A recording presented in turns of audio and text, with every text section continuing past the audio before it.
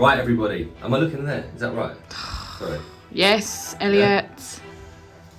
Right, people, we are just putting the finishing touches to our best of 2022, and this is a big compilation of all of our favourite moments from the past year. We've released nearly 200 videos, and these are our favourite bits. So hopefully you're really going to enjoy this. I would like to finish the year by saying a big thank you to everybody that has supported us, and as a further thank you, we're currently running a bit of a competition for our members, which will mean that one of you gets the opportunity to come fishing with both me and Jim Shelley on the 12th of January. The draw will take place on the 3rd of Jan, and all you have to do to have a chance of coming fishing with us is be a Cypography member. So bear that in mind if you're not a member at the moment. But in the meantime, Happy New Year, enjoy the film, and once again, thank you for your continued support. I just didn't know what to do. I didn't want to tell anyone. I knew I'd got it, but at the same time I needed someone else to come and look at it and tell me I'd got it.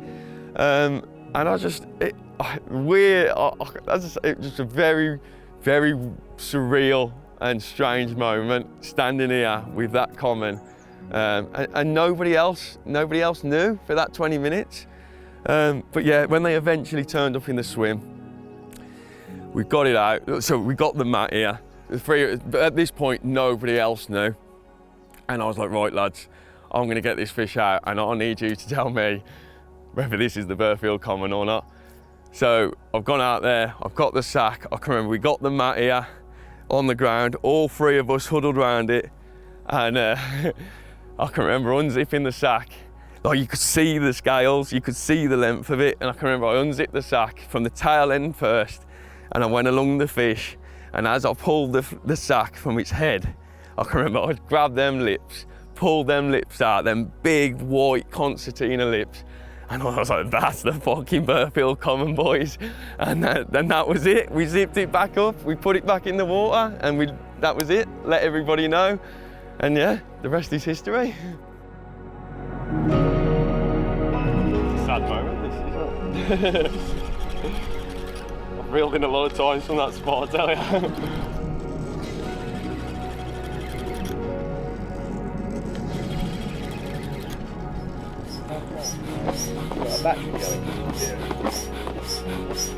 Go on, Sam. I was about to say.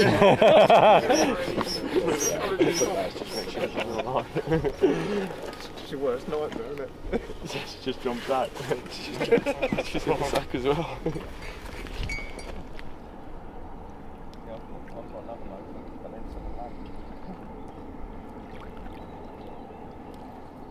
Just grinning, mate, aren't you?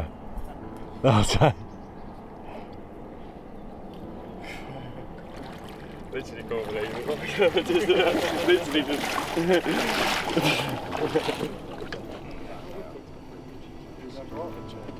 This sandwich.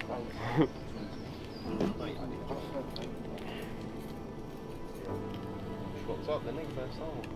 Yeah, he walked down the hill and it was tail flame. It's just a really white bit of head to rest the floor. I've seen that one, Joe. Yeah.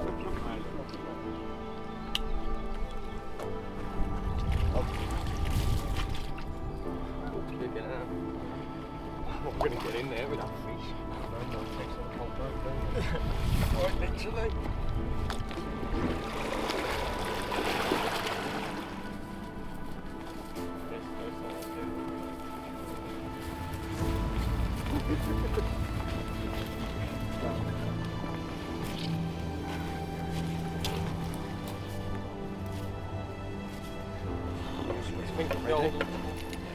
You all happy at that? Up there, yeah. Okay, no problem. 53, 53 and a half. 53 and a half, yeah. Well done, fan person.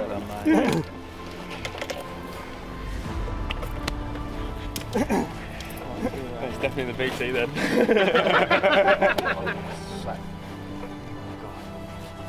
Roll it over, that's it. Keep that head in.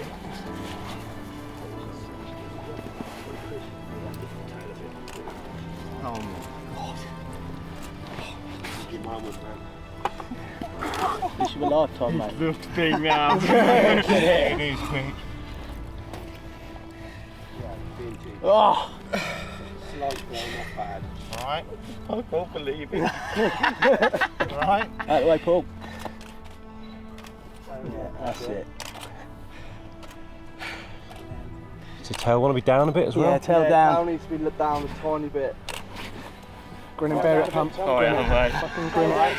Yeah, we're good. Down a bit. Tail down if you can, that's it. Oh, I'm gonna put it down. Fucking hell. Jesus. My water pump. Day for day. Look at that. Let's see it right there. That is nipped, isn't it? Got some water pump? That way, it's got like a little. Yeah, cool. It's got like a double I bar tell you on what, the end of it. look at that up hold. How lucky is that? That is literally, see that? Just literally just nicked in the lip. And then boys. Let's do this, yeah. Yeah, go on, ready? Right, ready, let's go. Perfect, mate. That's it. Hands.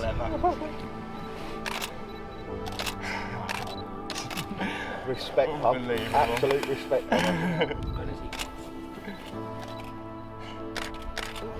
Yeah. Go up for shadows, yeah? Oh, that's a shot. It's a good word, Steve. It's angry. Oh, his pecs are going. Everything was off. Fucking wait a long fucking time. Right. That's a long rope, pump. I don't know. Right. Head up or tail down, Tom. One or the other. Tail round towards a touch. That's it, mate. Ow. What you got to say, Tom? Sad! Oh, get that head up! Oh my god. Oh. Sorry mate, you can go Right, home in a Ben. minute. Joe, you all right there, mate? Do you need to get a different? Yeah. I'll wait for it to come round the other way. Yeah. Go on. Then. A few to Joe. Few to Joe.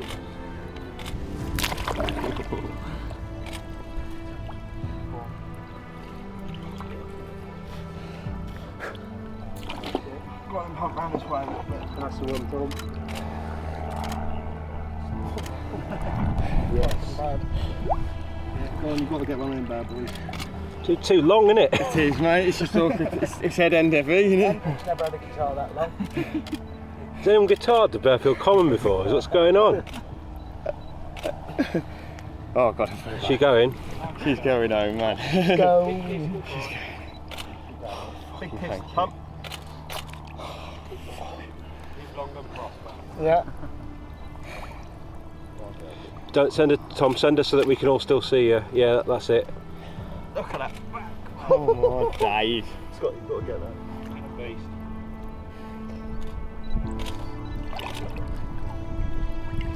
Well done, mate. Go on, Tom.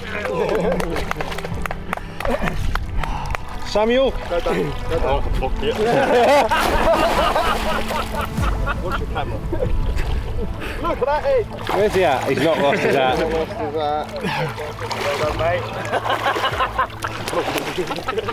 Unbelievable. Done, Tom. Bearfield That's it. completed. One of a very small club. Literally, I don't know what to say. Oh my days. Well, there you go.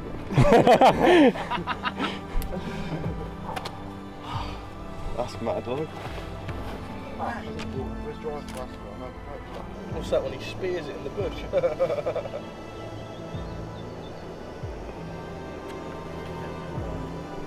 Speedboat. No, it could be anywhere. Could be anywhere. Please, John Bartley can have a swim. We'll be happy now, won't we?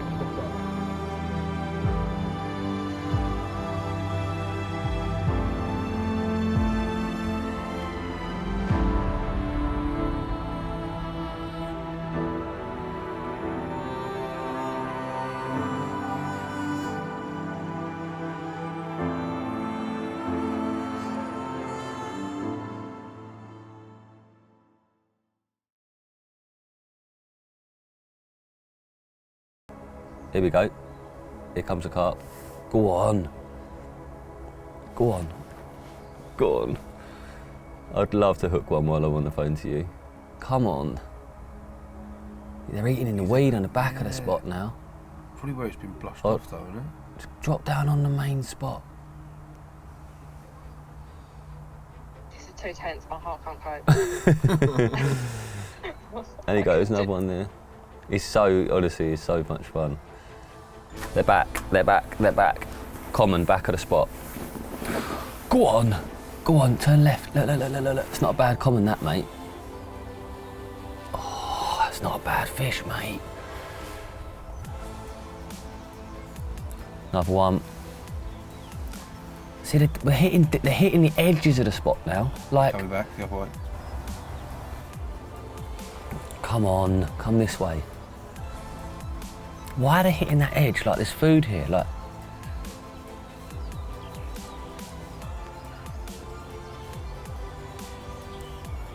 see them, aren't they? Working the edges now. Oh, another one. Where one feeds, the others feed. It's It's making me There you go. shiver. going away, isn't he? Yeah, like I feel like, look at the back of the spot clouding up, look. It's not ideal that clouding up in the back though, is it?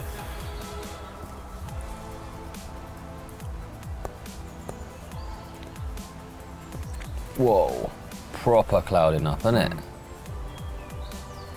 Look at that.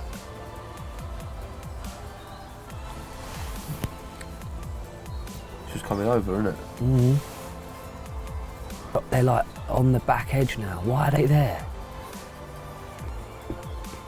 They're probably working that spot deeper and deeper down the shelf. Go on, come on, he's coming this way. He's facing the right way, look. Yeah. Just follow the edge. Keep coming, turn that way, turn that way. Come on, go on, go on. Yes, yes, yes, yes, yes, that's my rig. Go on, please. No, he's missed it on an inch. Oh! That's a decent common, mate.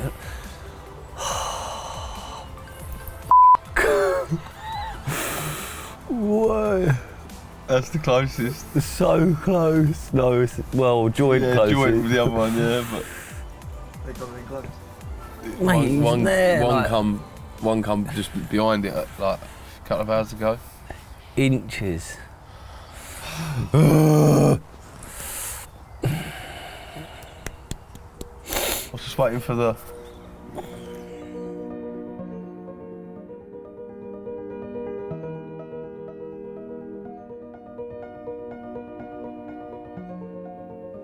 Right, been watching the cameras for a long time now, and in my head, this is what's happening.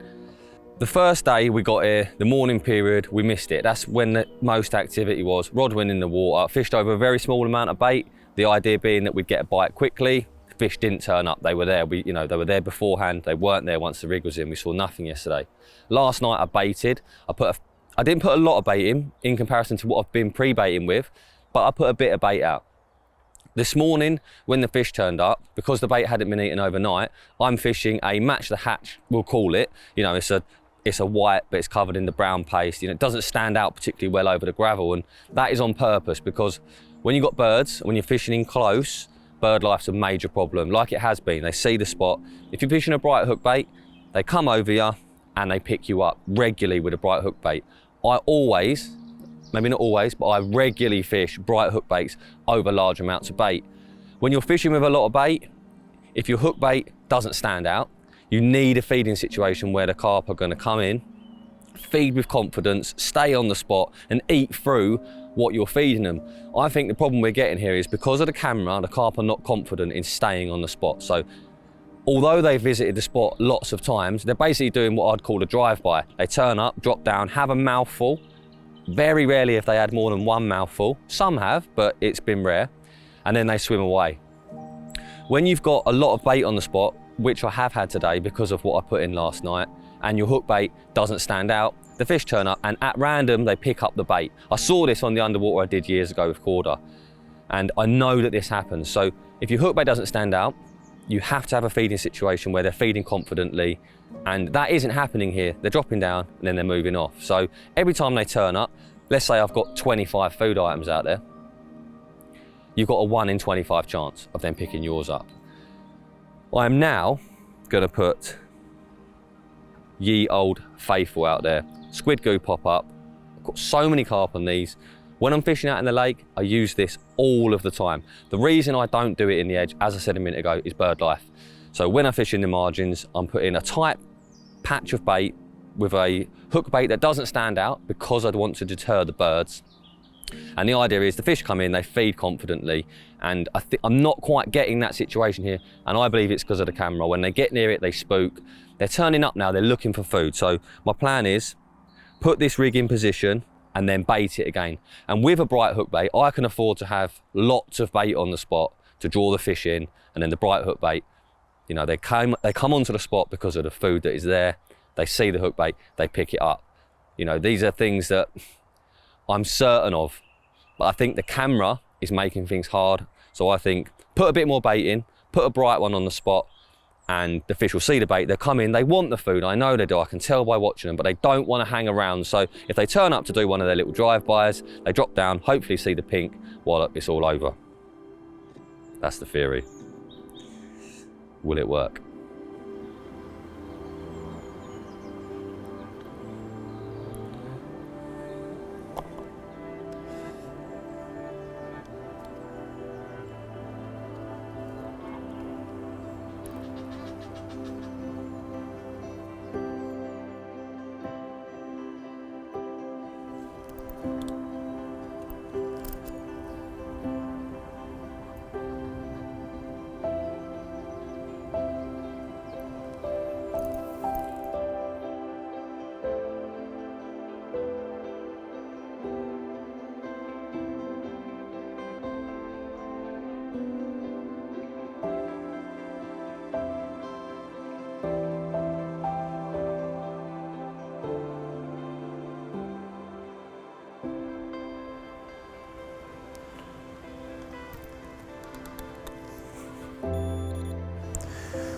Okay, so I've got this times 2. I'm going to do it 2 spoonfuls.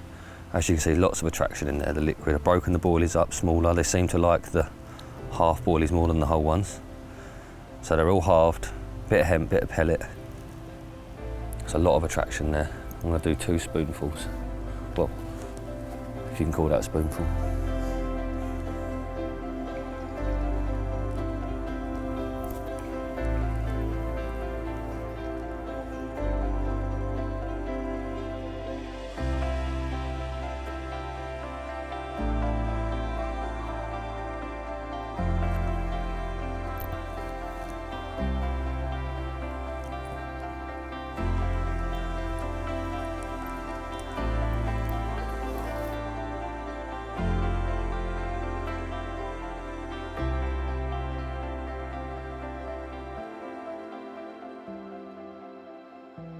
Pink hook bait on the spot. The birds are at bay. I've been using my laser pen to scare them off, so they seem pretty sweet at the minute. As long as I can keep them away from the spot, we're happy days. There's a few tench floating about, but because it's a pop-up, the smaller fish, things like tench, will probably find that bait a little bit alien. And with it suspended up off the bottom, bigger fish, a lot of the time, they're not as aware that it's off the deck. So we'll see what happens. But if I can keep the birds away, and I can keep the tench at bay, we'll see what happens when the carp turn up, if they turn back up. Ignore that bait, ignore that bait.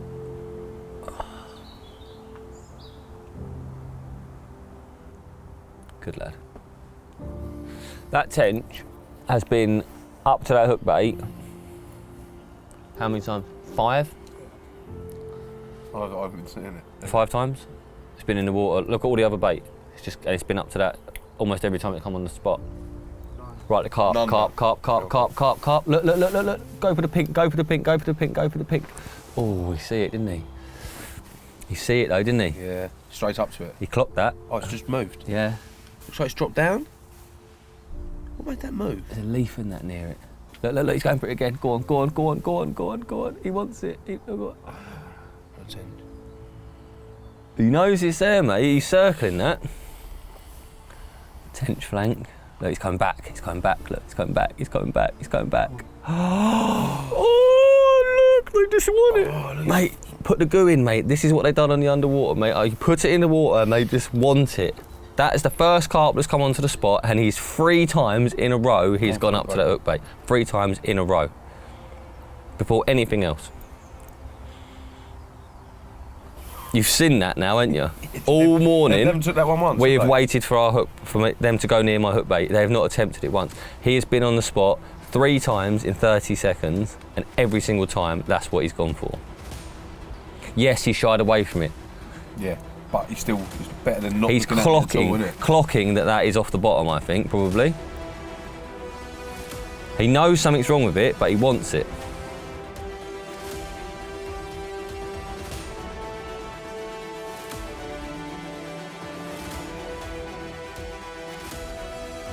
Yes, go on, have it.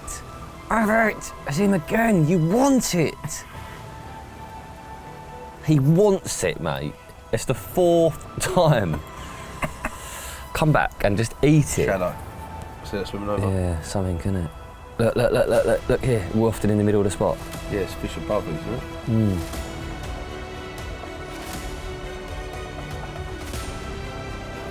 Go on, go on, go on, go on. Oh, I'm not even going to say go on anymore.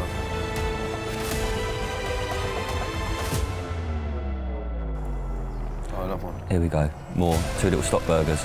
Look, he wants it, he wants it, he wants it, he wants it, he wants it. Has he got it? What's he doing? Yes, he got it. Have I got him? Yes, yes, got him.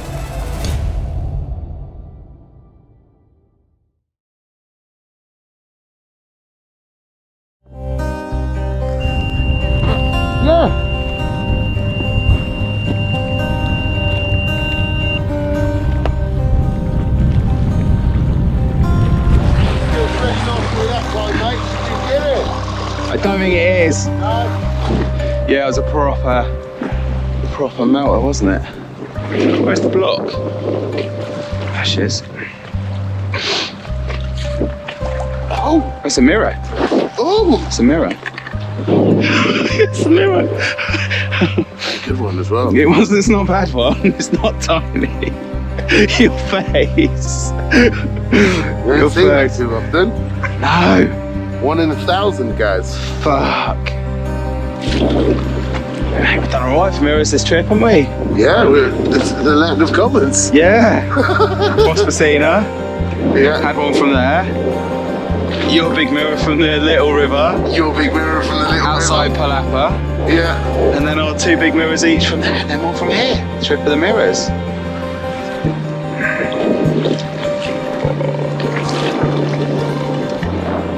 Keen, isn't it? He is now, mate. Yeah, you just think the cold water might have dulled him a bit, but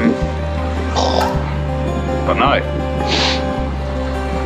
Genuinely, it's like being out on the sea, isn't it? Really. Yeah. You know, you feel like you're gonna, like, there's a big cod's gonna come up out of the depths, don't you? Oh, look at that. Look at that. Look at that. Stay up, stay up, stay up, stay up. Oh shit. Look at the scales on it, man. It's like Historic. like broken. Oh, that's not a bad one either, is it? Unbelievable, mate. Aesthetics oversized Oh, every day, please. Come on, come on, come on. She's in, she's in, she's in, she's in, she's in. Get in. Yes, guys. Fuck. Yes, Ron. Oh, mate.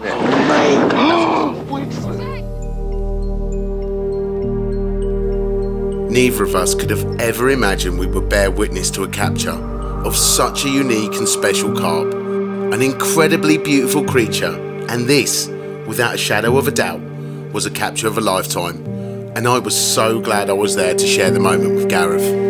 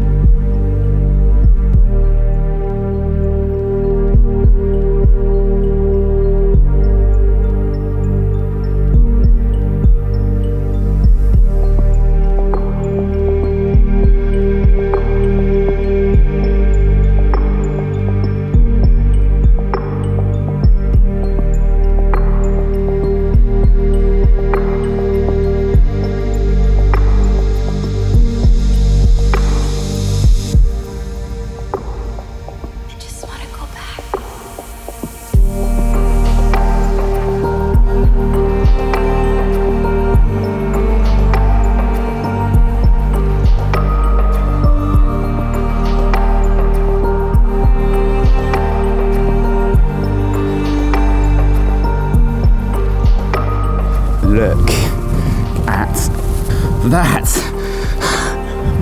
what an unbelievable carp. I'm truly blown away. Genuinely don't know what to say. Like, without a shadow of a doubt, the carp of a lifetime. Without a doubt, the best carp I reckon that I've ever caught. From the biggest lake I've ever fished, and definitely from the harshest and rawest environment I've ever fished in as well. Just an unbelievable jewel of a creature from the harshest of lakes. And they're so rare in here, the mirrors as well. Didn't have any hopes or expectations when I came out here for this trip. It was literally just to enjoy having an adventure, fish some different places, get away from England in December, and yeah, if I caught one, it was going to be a bonus. Yeah, to catch one like this, best carp I've ever caught, without a doubt. It's just, yeah, beyond all hopes and dreams. Incredible. Oh, Samir, come and get in. Well done, my brother. Oh. Well done, my brother, man. Wow. Mate, when I see that come up in the waves. I see the shoulders, Gaz. I was like, it's a big one, it's a mirror. I never would have believed it was something like this, mate. What an incredible creature. So well pretty. Done. Thank you, brother. Oh, Jesus. Right.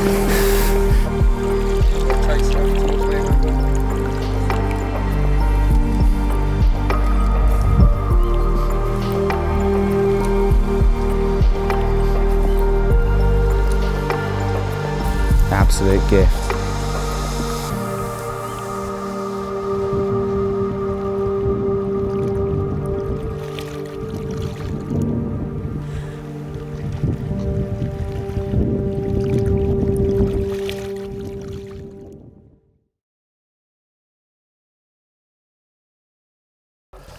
There she goes. Oh my God, I'm actually shaking. That's, oh. It's worth every bit of it. No pain, no gain. Oh, yes. What are you moaning about now? What am I moaning about? Being a professional Look, angler? oh yeah, you can sod your professional, you can stick it right up your ass, brother. Because that, I'm actually shaking. Oh my God, that's too cold to be doing that. But there we go, who cares?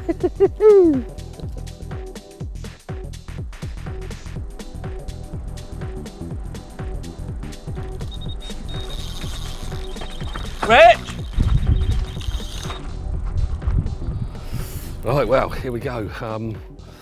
A little change of the rod this morning, where I've been getting the bite over the left arm rod. I've had 3 bites on that left arm rod. Oh no, sorry, no I haven't. I had 2 bites on the left, so I moved 2 rods over to where that was, just to sort of capitalise if it's something going on there. I don't know if it's a bloodworm hatch or whatever's going on over there. The birds are there, there's fish there, and I thought I'll just move the rods in that zone, and hour later, off she goes again.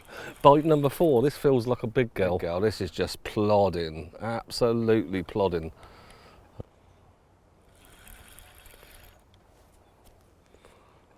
This could be a £50 common. If I catch my first 50, I'd rather do it here than anywhere else. This is my mate's old mate of mine, his lakes. And I had the Isle of Wight record. I don't know how long ago. Quite a few years ago. Now it's deciding to go right. I want to try and net it in this side if I can, but I don't think I'm going to be able to. I can't control it. It's going to pick up that other rod in a minute if I'm not careful.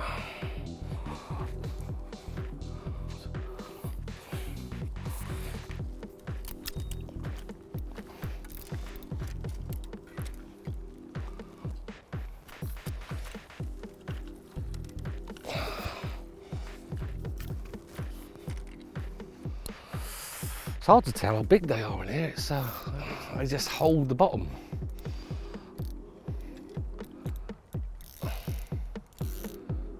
Looks like a good one.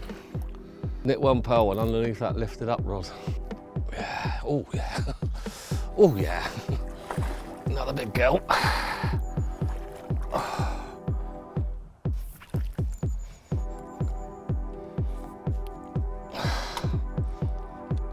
Get in there. Oh yes. Fish number 4. That's, oh, I think that looks bigger than the 35. Oh my God. When you have a red letter day, you have a red letter day. And oh yeah, that's a cracker. Definitely a 30. Get in there. That is, and that is literally, that's 24 hours fishing from turning up. And this lake is not that easy normally. So when your luck's in, your luck's in. And yeah, I fished here before and I didn't catch. So so the catch now, especially when the camera's here, is fantastic. Sorry, I'm just sinking the other line. Don't stop me. That's I want another one.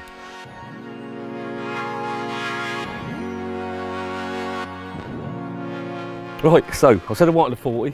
That to me, I've had a few over my time. That looks 40 pound, but these will tell us otherwise, whether it is or not. But we're just going to weigh it. I'm going to stick it back in the net just for 10 minutes where we get everything sorted for the filming. And yeah, fingers crossed that's a 40. So these scales are taking a bit of a battering in the wind, in the weather rather. Come on. Yes, 41. 41. Right, my little thing in my head, stupid as it is, I wanted a 40 pounder and I've had a 27, a 29 and a half, a 35, 34, whatever it was, and now 41 pounds. So yeah. Shut that fucking up. Look at that. 41 pound of winter carp. I just love all these scattered scales everywhere, like, you know, these fish are amazing, like, you know. It's they've got them up on the shoulders, along the dorsal, on the side just under the lateral line. They've got them everywhere, like, you know, little cashew nuts everywhere.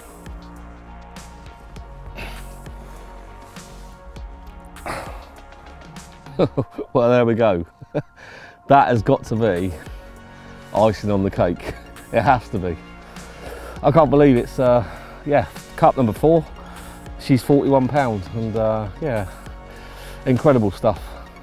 It's you know, it's been, I know it's only 24 hours, but it's been hard work, but that is worth, this side here I'm looking at here is better than the side you guys are looking at. So we'll spin her around, get the other side for you, and what a fish. 41 pound of cold water carp. Yeah, that will do. That will do, donkey, that will do.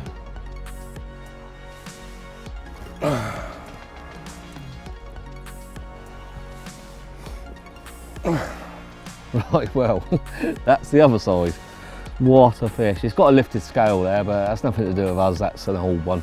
It's growing back, she's fine. She's got all winter to recover, and but yeah, she's cold. My hands are freezing, but I am buzzing like you wouldn't believe. Get in there. If that doesn't make you smile, I don't know, bloody take up golf. Right, there she is. Just about to return her. 41 pound. That's game, set and match for me. Well, my friend owns the lakes up here, and oh, I've got to put her down for a bit, but she's made my day. I've had a 40 out the trout lake, a 40 out the main lake, and a 40 out the bottom lake, and yeah, that's game, set and match. Happy days. We'll let her go. Oh, I'll probably meet you another day when it's a bit warmer. Back she goes. Look. Wow. Yes, get in there. No harm done.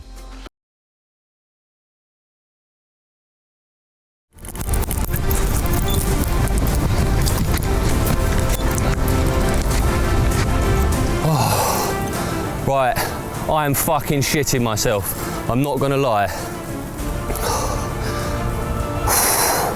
I'm shaking, I've been shaking, this is insane.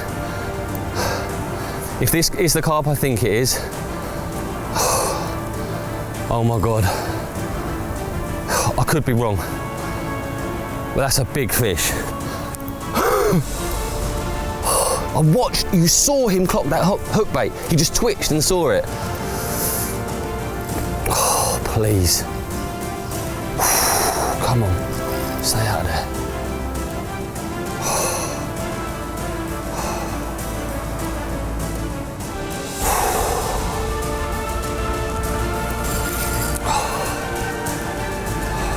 happy as it gets. Look at this weather. Just seeing him out there on the top. I'm glad I ain't got my Polaroids on. I actually hate watching him out there. I can see him though, out in the lake. Okay, here's he on the top, look.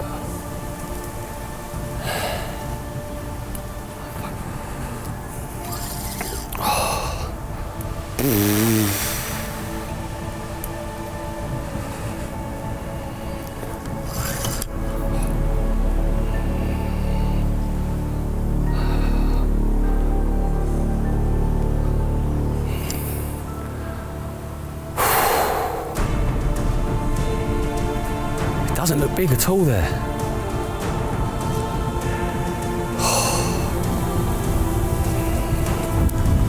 Don't know. Look. Oh no, it does. Yeah, it does look big. Oh, my head's a bit blown. I don't really know what's going on.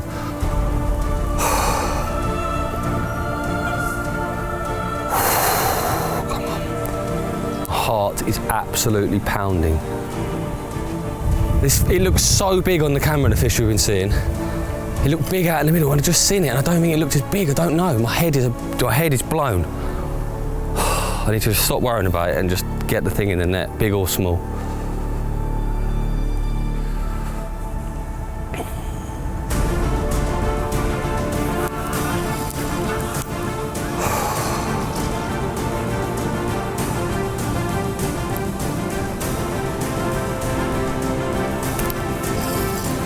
Come on.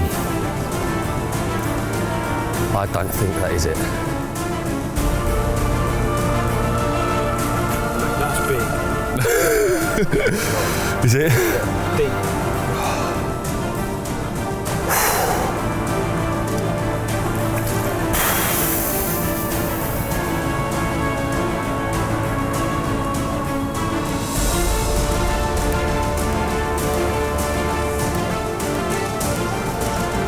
Come on. Right, get ready, higher. Come on. Come on. Come on. Get in the net. Oh my God. Get in the fucking net.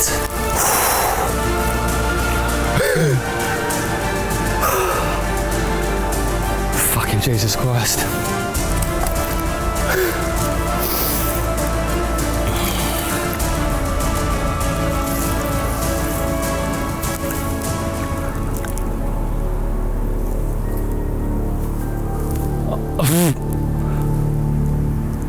I don't know what it is. I don't know what it is. That's got to be it. Got to be, isn't it? What side was that scale on? Oh, is it? Yeah, because look at the scale. Head was the other way. Look, there's the scale it had lost in the picture I was looking at. Look, the scale's there. The scale's missing there. Right, we didn't get it on film, unfortunately, because Rich was filming the fish. I jumped in the lake because I couldn't get him over the net cord. I'm pulling him thinking, come on, over the cord. Then I thought, I'll tell you what, jump in the fucking water. Then you'll get him. I've been staring at a picture of a fish on my phone, which is this carp that someone caught a while back. He had a scale missing. The scale has healed now. Time is a healer. The scale has healed. The fish I was looking at on the screen, the one I was saying I'm adamant is the big common, it has to be that carp. And do you know what? The last trip I did here, years ago, there's a reed bed on the far side. I was seeing this fish in there regularly. I was catching other carp. My time ran out, I couldn't come back, and it got caught off that reed bed not long after I pulled off. This trip back is well, fuck me, my head's gone. But this carp and the other big carp, when I fished here, were the two big commons. As I left this lake those years ago, Rambo and Not Cash, they were the two big commons, and I've caught them both in a day. I don't know what to say, I really don't. Other than yippity doodah.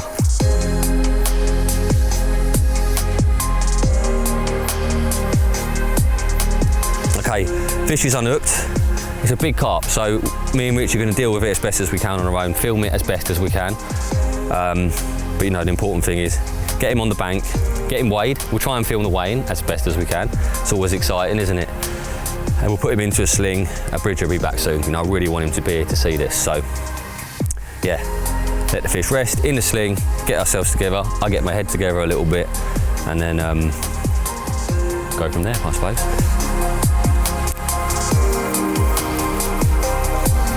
Oh, I've got wet bum now. You ready?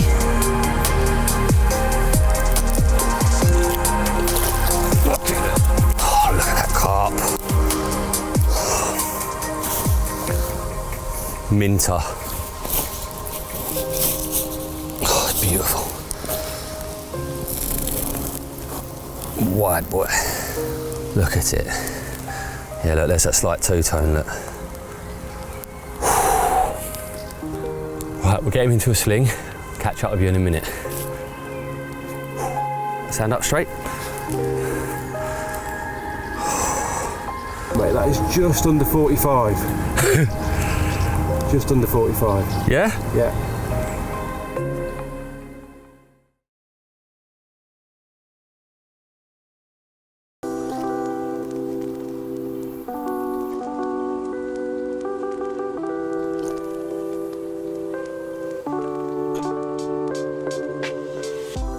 That's beautiful. See that slice, that weed? That's one. I reckon I've got room for both of them as well. Couldn't have asked for anything better than that.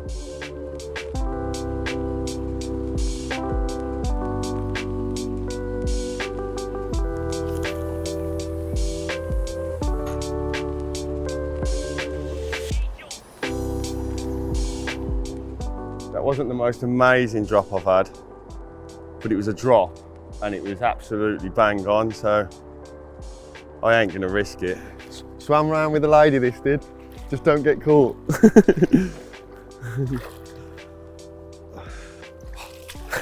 It's like a tench. Ta-da! It's a lovely carp. Look, it's got a funny eye.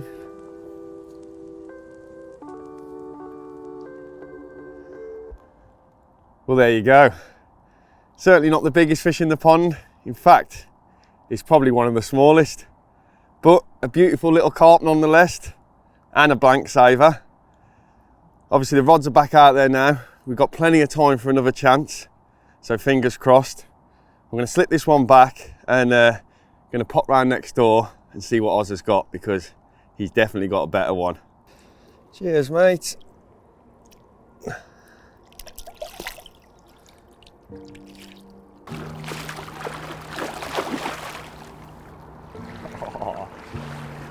That's mega, mate. Fair play. That's a good one, mate. That's a good one.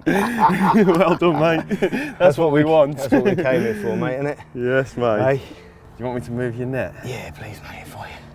Give him a little lift. Oh, he's a right fatty. That'll do, mate. That'll do, innit?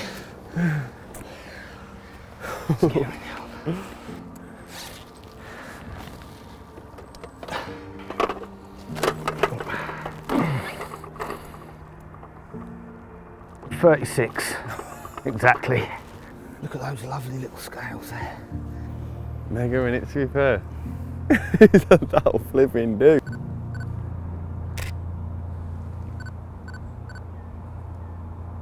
That's mega, mate. Hold her there. So that just feels incredible. Lovely late September morning, back up in Cambridge on a historic old venue, St Ives Lagoon. A lake that I've read loads about in the past. I've had mates that fished up here. I'm actually fishing in the swim that Tell caught the lady all those years ago. And at first light, the rod's buckled over and we've got this incredible 36-pound common. Gorgeous fish, more than I could possibly have hoped for on this film. We come here cold, didn't know anything really about the way the lake was fishing or even the stock, to be honest. And to get this one, well, don't get no better than that, does it? I'm gonna put her down. That is fucking great, man. What have you done? It's a cool fish, isn't it? Right, let's just spin around. We'll have a look at the other side Then we'll get her back. What a creature! Yes! Yes, Tom. That'll do, mate. One a piece, eh? Mate, that is mega. That's turned into a fabulous, fabulous morning. What a trip. I reckon that's one of the biggest commons in the lake. Yeah. Maybe. Like you said, we don't really know what's in here, do we? No, that's the beauty of it, isn't it? Yeah, It's just like magic. Look at his cool little bob. Yeah. He's got like a little hand split. on the end. Yeah, he's wicked, isn't he? Oh, that's awesome. That's awesome, mate. Hold her there. She's going down. Cool. That'll do, mate. Oh, chuffed bits. I bet, mate. That is. I'm chuffed. I'm chuffed for you. I think we get this this lovely old girl back in the lake. Do you want the sling taken out of the way? Cheers, mate. Oh, look at that. That is what we came up to Cambridge for. A classic looking Cam's Common. Immaculate condition, plump, autumn colours, everything you could want in a classic old English carp. That is absolutely perfection in my eyes. Loving it. That's the one, mate. Hold her there. Looks flipping awesome.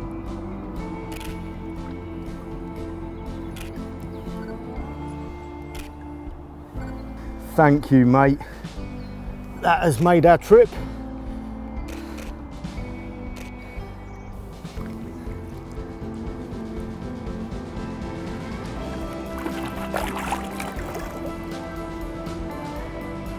See you, mate. Thanks for making our trip. Making my morning. Yes. What a carp. Either way. Mega, mate. Flipping well done, Oz.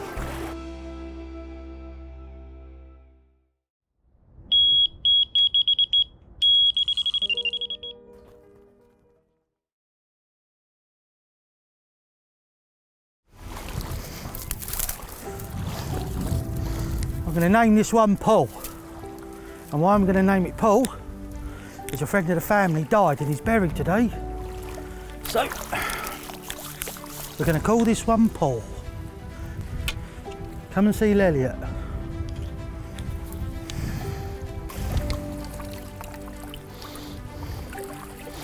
Fuck me. Should we weigh him and then reconvene in the water? Yes, 100%. Yeah? Let's weigh him and then we'll go back in the water with him. Oh, Jesus Christ. That means it's big then. Look at that. There's a big carp. Look at the gob on that, look. Look, and there's like no marks. It's just, look. Bottom pallet, nothing. It's mental. Marky Mark scales. Marky Mark scales, are they? Yeah, Marky Marks. Come on, lover. We're about to photograph and film a massive carp, and there is the dog that Jim was so obsessed with the other day. Look at the size of that mother. That dog is huge. I told you I weren't lying, yeah?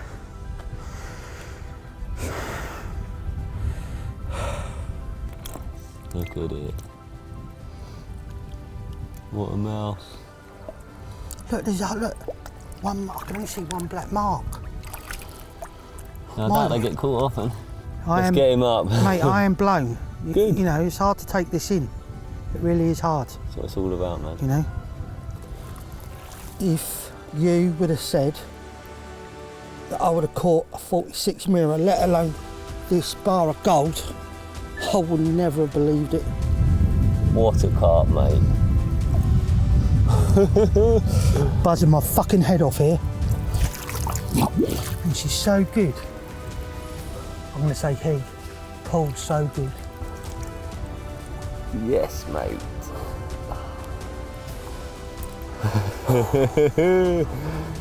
Yeah.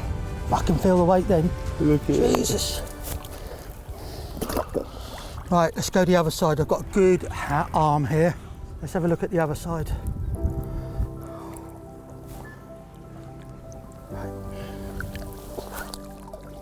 One last look before I return carp I named Paul back to this massive, massive inland sea, which honestly I never ever dreamt I would catch one carp, let alone this whole lot. It's just unbelievable. Let's let her go, come on. Go on, darling.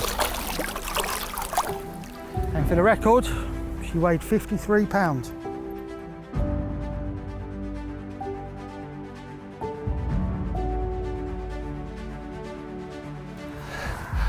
You're not going to believe this.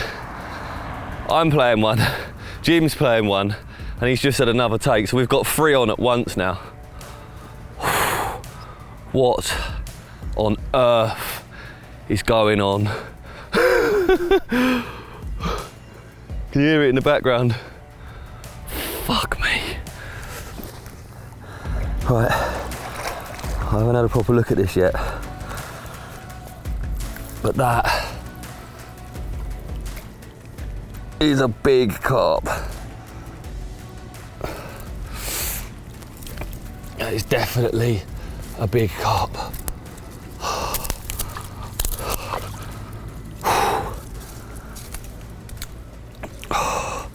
It's a fucking nightmare. So much shit in the way.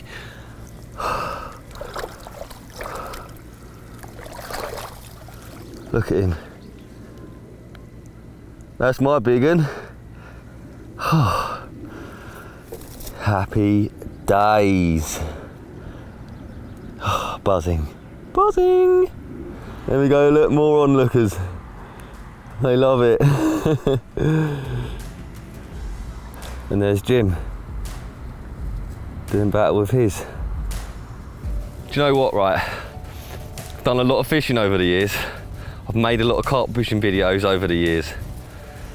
You always want to catch carp, but sometimes when you catch too many, you feel like you're losing the story. There's nothing going on. You're not filming the shots in between. You know, it's hard to build a film from that. They might sound crazy watching this, I don't know, but if you're watching this film and you're thinking, oh, all they're doing is hauling, you can't write this stuff. You know, the lake we're at, this ain't meant to happen here. You know, I spoke to my friend earlier and he was like, it just isn't, you know, it doesn't happen. And what is happening here is just crazy. It is crazy. If you'd have told us we'd have caught 3 carp each when we left, we'd have took that. I don't know how many we've had. We've had well over 20 bites now.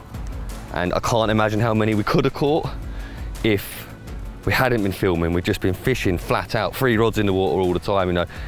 This session has been mental. It could have been even more mental, and that is saying something. But you know, if you're watching and you're thinking, oh, they're just catching fish all the time, that's what is happening. It's here right now, and we may never film a session like this again on a lake like this. So, you know, if you're just watching loads of carp get caught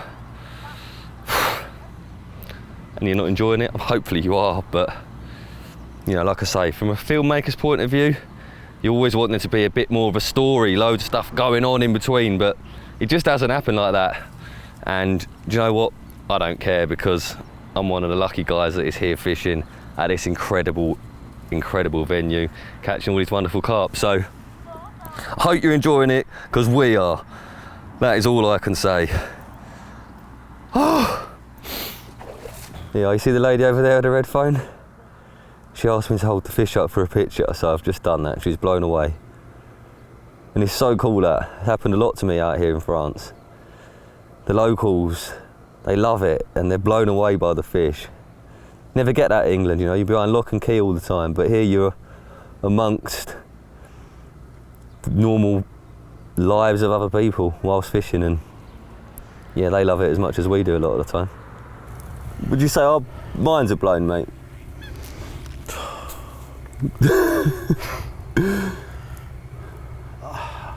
I don't really know how to. I tried to tell someone earlier, it's like, because you're doing a film as well, you can't actually take it in what's going on because you're filming. It ain't sunk in. You know, every goal we fucking said we've done, so even he's like got a big in there. That's What can you tell me, Elliot? Let's do another spud, our 20th one. It's just like, my arm is like... Broken. Fucked. Right, I'm going to tell you straight. Oh God. These are going to be photographed one side apart from the better one, all right? Yeah. Right, and then okay. going back. Okay, let's do it now. Yeah, because we've got 1, 2, 3, 4. Oh, I've just had a double take. While you're playing that, yeah, I thought yeah, you're pissing around. I did film it. Did you? Yeah, or some of it. You're pissing around, right? No, well, there you go. What did Pillar say? You need a big one? Hour and a half later? Jobs are good, isn't it? Yeah, mate. Excellent. And I've got 4 rigs tied. Woohoo! Yeah, well, that's all you were really worried about, to be fair, weren't it? Rigs. Right, let's do it. Right, let's get this cleared. Yeah? Yeah. Another cleared. spud. Let's do it. Jim, just realised we've got like no rods in the water again. Or just one. We had some big carp to deal with at this point, and not only did we have big carp, we had several carp. So once again, we decided to take the smaller ones, have a quick look at them, and then send them on their way. Most of the fish we'd been catching were mirrors, and this was the case once again here. First was a mid to upper 20 mirror, and the other a 30-pound mirror. Both really clean fish once again, and at times we had to pinch ourselves at just how nice these carp were. We didn't know what to expect, but it seemed that every single carp we landed was a real nice one. Right, this one here, if I'd have lost this, 100% I'd have said catfish. Unbelievable creature. Powerhouse of a carp.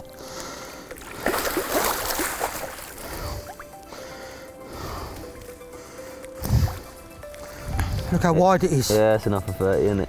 Gotta be. That's 4.0, mate. Oh yeah, look how long it is. Fucking 4.0. 100%, and tells us to pick it up. 40 pounder. Go on. What a beast of a fish. If I'd have lost this, like I said, I'd have sworn it was a catfish. Mate, look how long it is. But just, oh my God. It's bigger than you think, mate. You on the floor again? Oh, I've just fallen over twice in 5 minutes. I fell over walking to there, as you can see, and I've just stacked it on my arse again. Oh, fuck's sake. What I was about to say is... Come on, let's weigh this. We've decided to weigh this carp because it is bigger than we thought. We just weighed it, 42 pounds. Very leathery carp.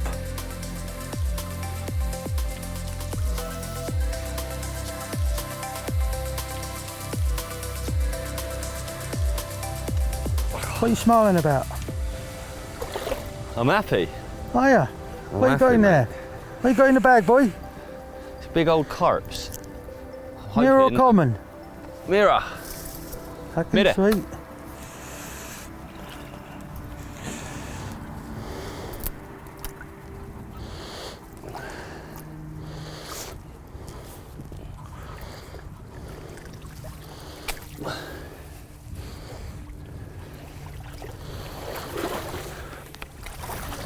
Oh, it's heavy, right, mate.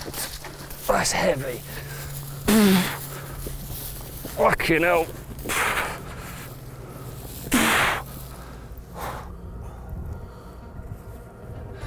What are you guessing, Jim? Oh, I'm just going to say 48 plus. I'm safe then. What are you saying, Elliot? I'm saying I think it's a 50 pounder. Excellent. Come on. I'm going to say it is. All right. Let's have a look then, boy. Might not be. Let's have a look, boy. Your 46 earlier is making me think it is. I'm saying 51 too. This is the biggest carp I have ever caught outside of the UK. 51 pounds, and from by far the biggest lake I have ever fished. If I was blown away earlier, oh Jesus, you want to know how I feel now. Oh, that is a proper slab of mirror carp. Well done, How lover. has this happened, Jim? Well done, lover. We've What a smashed session. it. Yeah, look, I've got people everywhere. Mate, you on a digger, making a racket. Cameraman's a nightmare. I'll tell you what ain't a cameraman's nightmare. This. You're holding it like a spanner, but there you go. That's what you're saying to me, basically. They're heavy, aren't they, mate?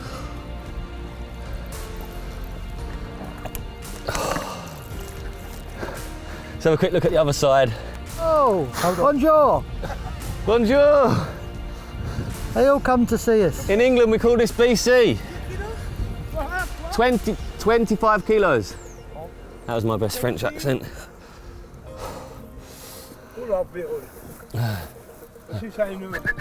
Son, stand here. Hey. Thank you.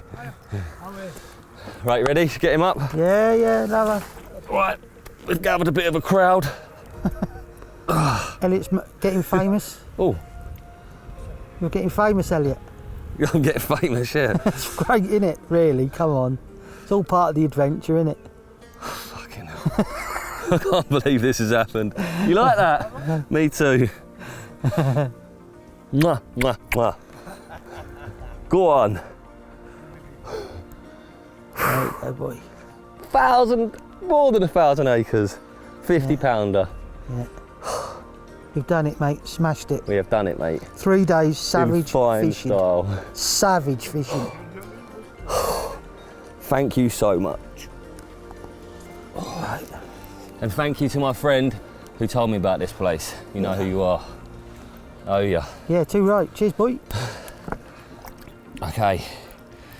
Time to say goodbye.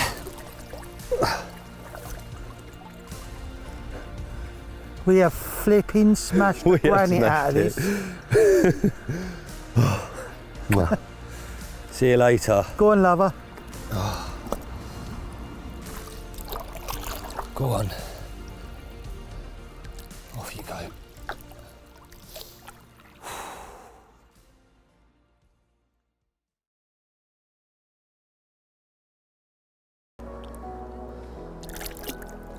Oh, mate.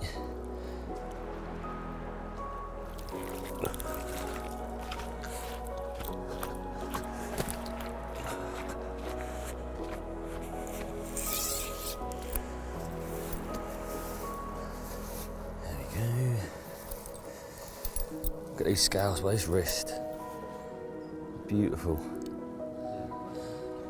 Once again, the tiny little fins. Lovely fish these are, they really are. Okay, so we got a lot more bites last night because of the way we were fishing. We blocked it up, located the areas that have been doing the bites, put 2 rods on them and a bit more bait. Previously, you know, you get a bite, it's hard to get the rod back out, you lose that little window. Whereas with 2 rods on the spot, we seem to maximise that bite time. I want a picture. Never seen one so big. I get a lot bigger than this in here. You guys from England? Yeah, we're English, yeah. Oh, I'm from Ireland. Oh! Yeah. Yeah.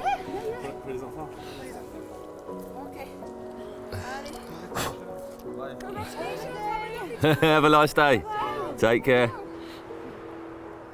7 fish landed, I think, last night and a loss, so plenty of action. A crazy night.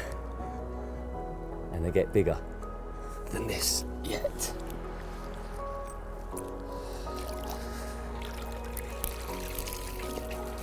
Right.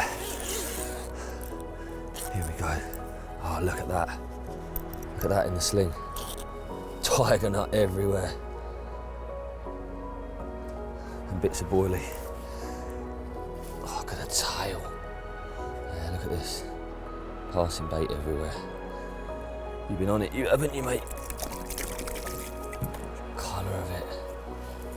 Oh, wow.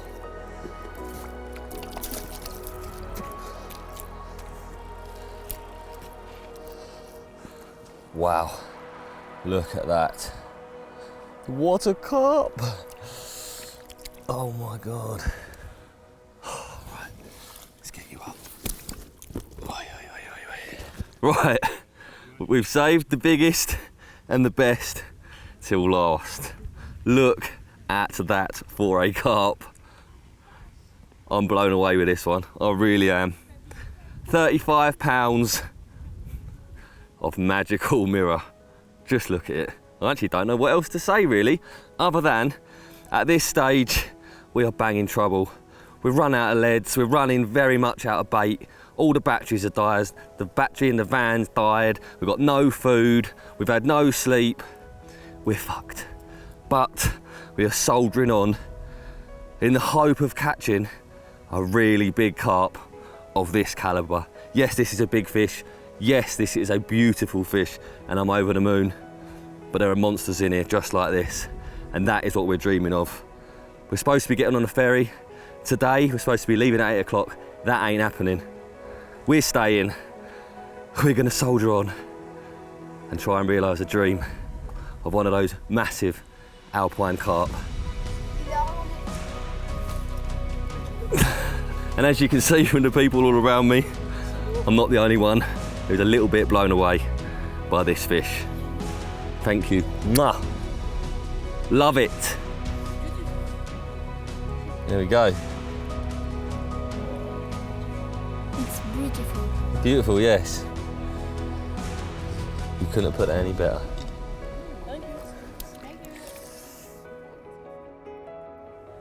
It's always nice to get water shots, especially when you've got huge mountains behind you, and I slipped into the water with the intention of getting some pics. However, I didn't last long, as no sooner had Finn began to click away with the camera, his rod was away. It wasn't just you guys watching this through Cypography that Finn would be providing entertainment for. Right, so we're just about to return that epic scaly one. Well, one with scales. Finn's rod's gone. Little one, again. Little one. Yeah, mate.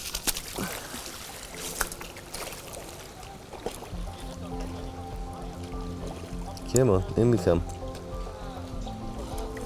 Hey. Happy days. That'll do, donkey. They love it, look.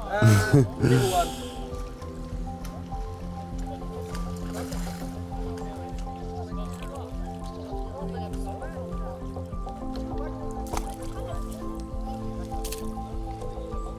This is mental, this place.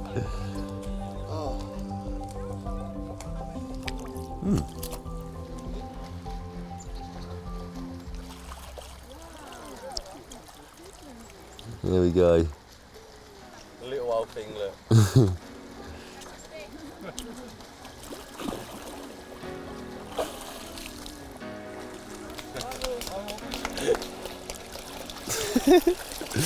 Love it.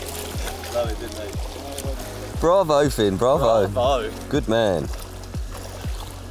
Yeah, look.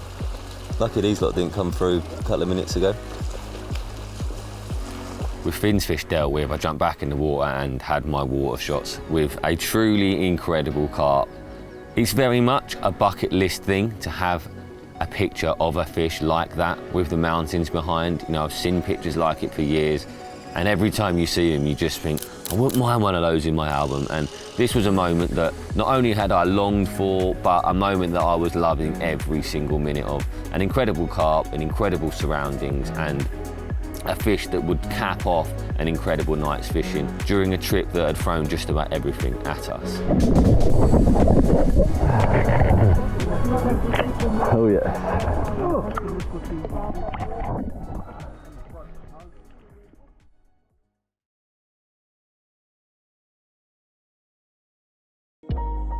So it's been amazing watching what's happening. Got a little sort of the lights coming through the reeds, and the fish don't seem to want to come past it. So it might be a time to, you know, with the cock up, with the pop up, and the foam nugget as well. It's just been an interesting morning. So what I'm going to do is I'm going to put some 20mm boilies out and just try and pin the bigger fish down to eating boilies again.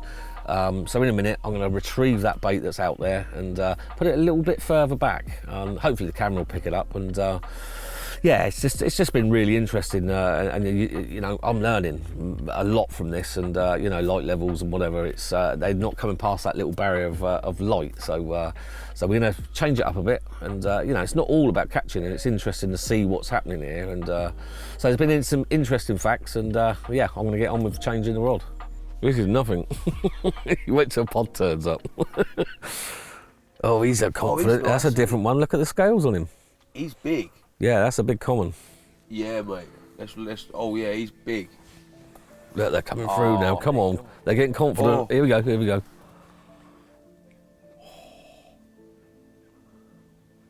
We'll take him, mate. Yeah. We'll take him. That's got to be 30. This one hasn't moved, he's just sucking the floor. Right, so we sat here with Mike and we was going to get the rig back in because of the little dilemma we got. I'm not going to do that at the moment. We've got an epic carp in there. It looks like a 40-pound common.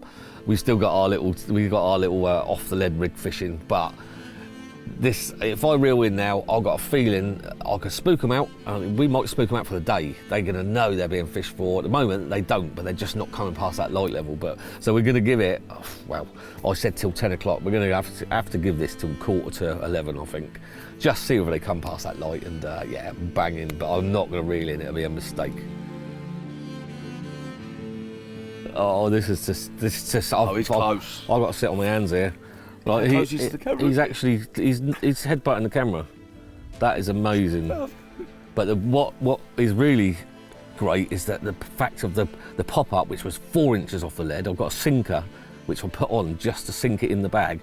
It's now sunk down, so we've only got 2 inches. We've got 2 inches of movement on that hook bait, and he is. His head, look, look. I want to touch him. And we got 2 more coming in the back there. Look.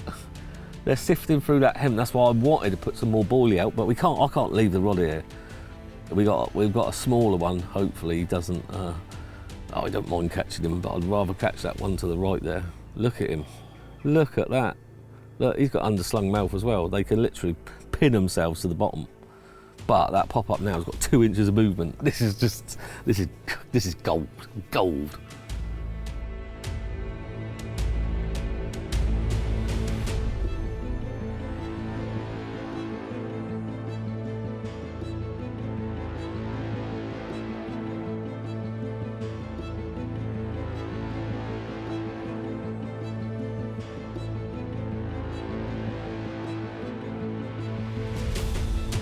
Well, that little one came in, he's gone, the other one spooked, didn't he? Gone. Damn, but that's all right, they're clearing all this off for us.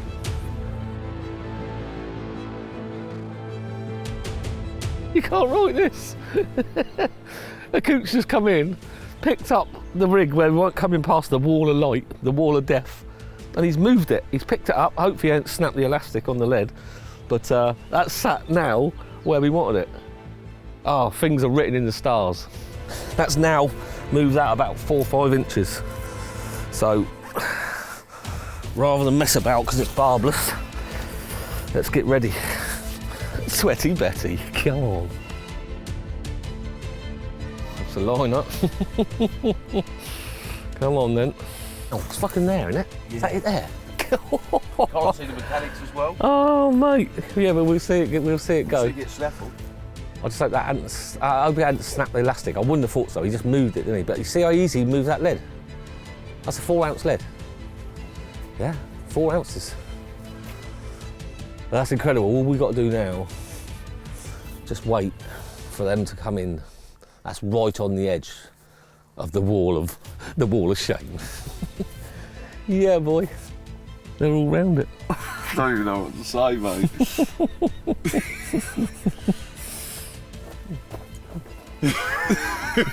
It's just about 8 of them. That one's on a. Oh, He's switched. Mate, no, we don't, Rich. We don't, honestly, mate. Steve, look at those. Those little ones, the little ones are always spooky. The big mirror and that big common have been. They've had a little. 2 can like that. Oh, do you see that's flying out his mouth? Yeah. He's throwing out stones, isn't he? You struggle to hook him anyway, wouldn't you? He's not moving. Yeah. Here's your mate again. Oh, our little black one. Like a teddy bear, isn't he? Like that. Yeah, look at him, look. Oh. You'll do well to hook this one. Where? That's our mirror, that's the fat mirror. That moved, didn't it? Oh, he went for it. He's on the. Right.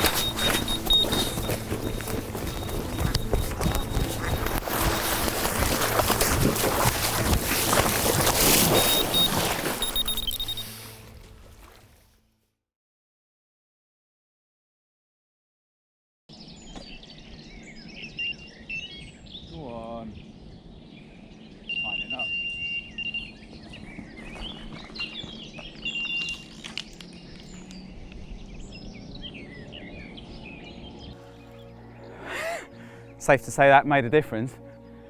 What, 5 minutes after putting a bit of bait in? In all honesty, I didn't think it would make much difference maybe till this afternoon or evening, but yeah. Don't know, maybe that oily bait in the deeper water just did make a bit of difference. Whoa, hello.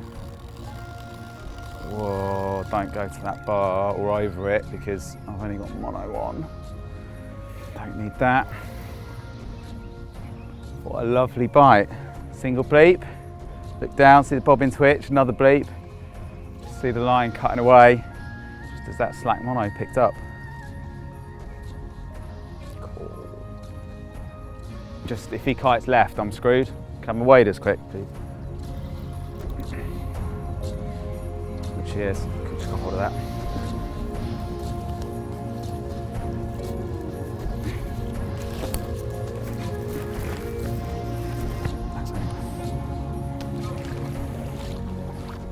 You're gonna have to have some beans, mate. I'm sorry. Oh, he's right in. Fuck, they are undercut, mate. He is right. Look where he is. Oh, there's a fly, mate. He's right under. Fucking hell, he's in. Right down. He's under. Fuck! He's there. He's still on as well. I'm feeling behind it. Oh, I should have given him more. He's come, he's come. Yeah. He's come out, he's come out. Oh, come on. God, he's still right under there. Can't get any further out. Where is he? God, he's right here. Must be underneath you. He's there. God, as if he's come back. Come on. Come on. Get in. You! It's okay. I didn't think he was coming back. Oh, what's that one? Oh. Slightly stressful. Nice common, yeah. 30 pounder. A funny kinky back thing, isn't he? First of a few, hopefully. Hopefully, mate. I don't even remember where I put mine. Mega. That was the one that I haven't touched since this morning either. The first one that went out. In line with the green swim, wasn't it? Pink hinges for the win. Yeah. Lucky there, look at that. Stripped the coating and nearly gone through the link, that. I think that's actually the first French carp that I've caught on a pop-up. Caught a few from Belgium on hinges and what have you, but I think it might actually even be the first time I've put a pop-up out in France. To be honest, more than anything, it was because I had a feeling that this place was going to be weedy, and I knew we'd be chucking at shows, so I just wanted a pop-up out there so it'd sit well over potentially anything. But yeah, it seems absolutely clean as a whistle. We've seen them hitting the bottom and sheeting up, so even though I've had a bite on that, I'm just going to switch it over to Snowman, just a little trimmed 18 and a 15, and yeah, put that back out there. I reckon, in honesty, on that sort of bottom, I reckon it's a much better shout.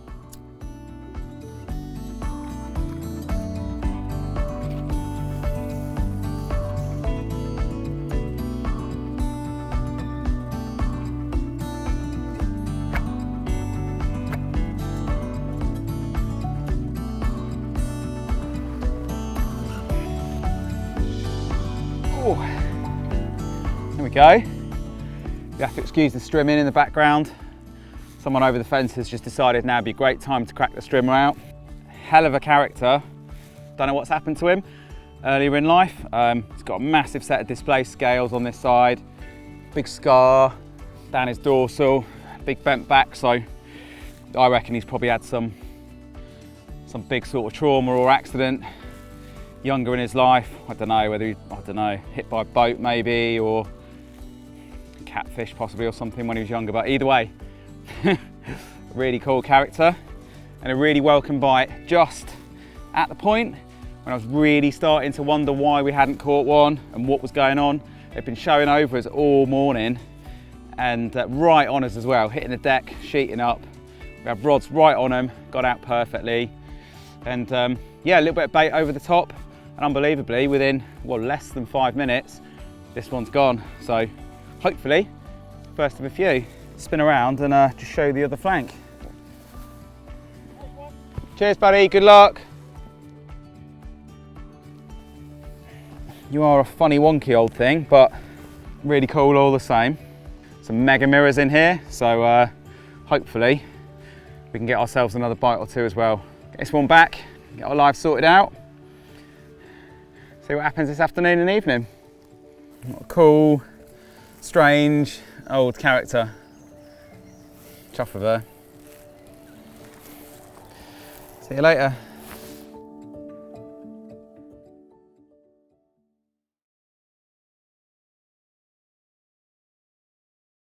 Another place I saw and recognised within the footage that we've got is a place that I would call the Tidal, and I think you would probably refer to it as the same. Tell us about that place, because it's certainly an interesting venue. Holds some interesting carp and has done in years gone by. But for people that might not even know what I mean by a tidal stretch, tell us about that and describe that place. You know, what's that about? What is the Tidal? Well, it's the last, I suppose it's only probably a mile long, a mile and a half long, but you can only really fish 200 yards of it. The rest is covered in reeds and the mud goes too far out to be able to fish the water at a low tide. But yeah, it's just the last little bit of the Chelmer. And I mean, the 14 miles of it, you can fish the last 200 yards, and any flood water that's happened over the decades, the fish end up in there, you know, so they have a very hard life, I'd say. Like some of them you catch and they're all scarred up and, you know, same like popped ribs or like a fin gone. So they must get bashed about badly. So a lot of character fish, you know, no wonder people like take them from there and put them back in the canal to kind of give them an easy life, hence why some of these have ended up back down here. But yeah, it's just a magical place. Like I said, when I started talking about myself earlier, my old man fished there since, I don't know, the late 50s. That's where he taught me and my twin brother to fish when we was probably about 5 years old. Like I still remember going down there with a whip, you know, like a little 3 metre whip, what you could just swing a float out with, you know, no elastic, nothing, you know, the most primitive like stick with a bit of line on the end really, innit? And I can still remember going down there with my old man and doing that. So it's like a really special place down there, that tidal bit. And it's brackish water, isn't it? Yeah, it's brackish. So that is a combination of both fresh and salt water. Yeah, it's crazy really. But they make the change, but I suppose it must be more fresh water, wouldn't it? Because the water's always going one way until the tide comes back up. Then I suppose they've got to put up with a bit more salt every tide, but yeah, they don't have it easy, and I suppose there's quite a lot of pools or shallow bits, so they could get caught short sometimes. It gets stranded here and there. And now it's brackish, you're talking seals as well, because there's seals out there and otters, God knows what. Yeah, they've got a tough life there, definitely.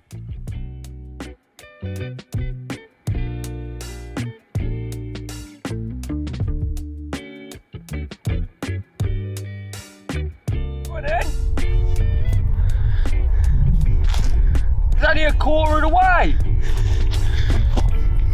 And here we have the orangutan. Doris, out the shot. Just doing a bumhole flare up for the camera. That's ain't dog porn, Doris. Well, you can't look how good it looks. Right, it's quite good to do him, isn't it?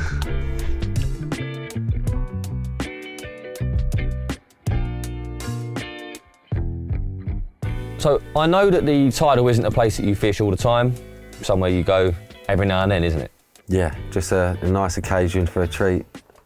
Whereas the place we're sat today, on the boat... This place I love, yeah, this place is the bollocks. This is more of a home to me than anywhere else now, really. Now I've got the boat, yeah. And there is a clip amongst the footage where you seem to have had a little bit of a nightmare. Tell us about that. So that would have been my first carp, the first carp of the year that would have been. I just recently got myself a little dinghy, other than to get this up and down the marina all the time. Got myself a little dinghy and electric outboard, and that was my first venture out. Used them plenty of times before, but obviously first venture out down here. Went and dropped the rods off, sailed back to the spot, put the rods on the concrete, sitting there nice comfortably. I had my feet sat in the boat to keep it close to the bank. Forgot to tie it up, as you do. Just sitting there, literally just got the rods out, put them there, bait runners on, sitting there enjoying the view. One of the rods go, don't take long at all. What do? Jump in the boat, and then the boat sails off and it drags everything in the water with it, and I'm trying to get back to the bank, and yeah, it's just a complete mare. How the carp stayed on, I don't know, but yeah, we got it in the end, definitely.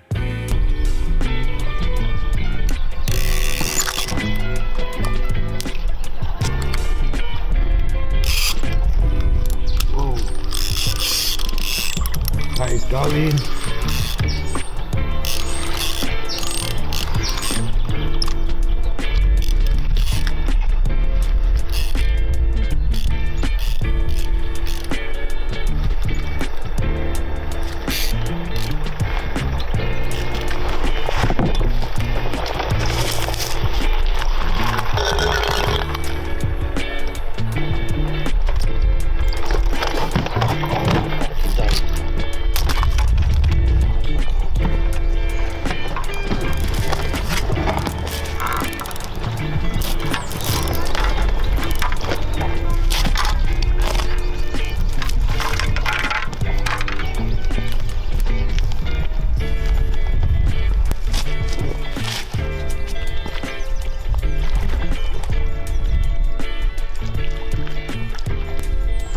Continue to tie up to a loose anchor in.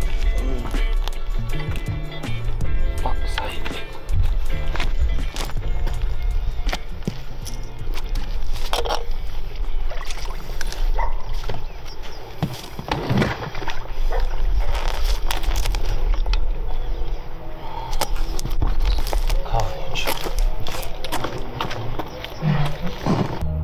Haha. Let's get a bit closer for you. Happy days. Whoa, whoa.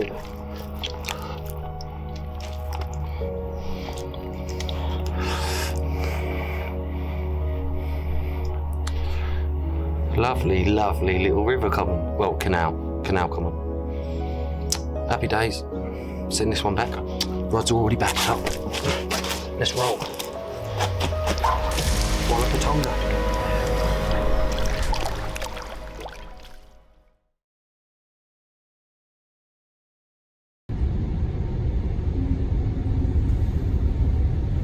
I left Spain feeling inspired and knew that when I got back to the UK, nothing was stopping me from doing whatever I wanted in my angling. It was time to catch that common.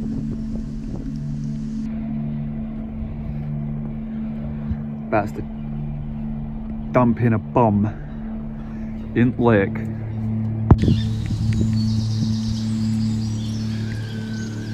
Nothing was stopping me this spring.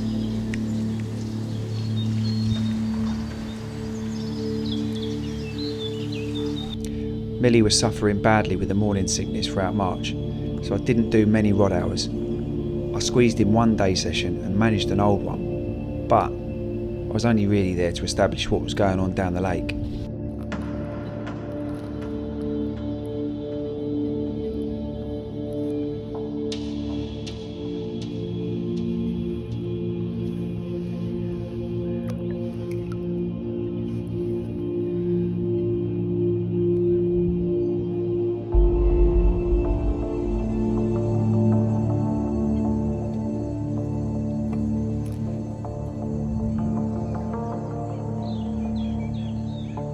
I walked the lake every other midnight throughout March and early April, and soon worked out the lake was really busy. However, one swim had been left alone, and this swim had previous form with the common. The swim had a large set of snags both left and right, and both shallow and deep water out in the pond.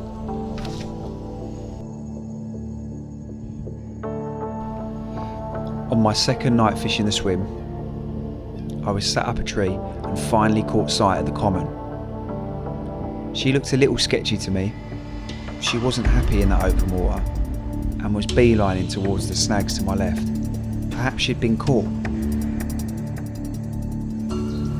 There was something inside telling me the sighting of that common was significant. common had confided to the security of the snags, right where I wanted her. And a week later, I was back. I checked the snag and she was in there. I quickly deployed 16 pints of maggot to a hard spot, just off the bush I'd seen her in, followed by a rig with the sharpest hook I had and an 8-ounce lead.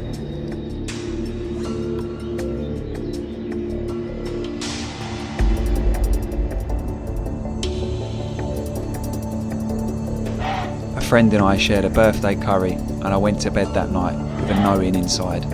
There was no doubts, and the rest is history.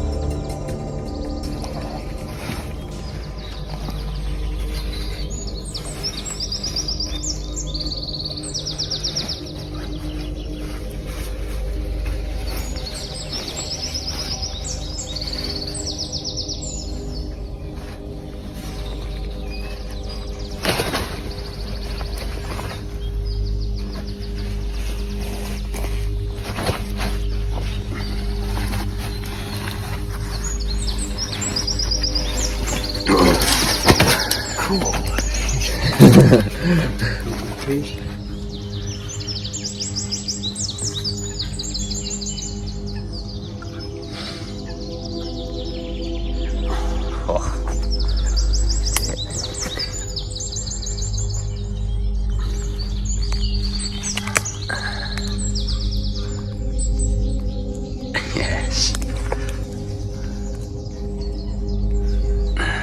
Proper old one as well. Yeah.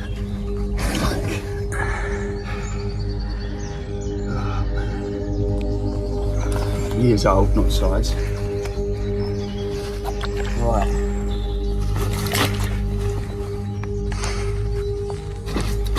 Go back. Yeah.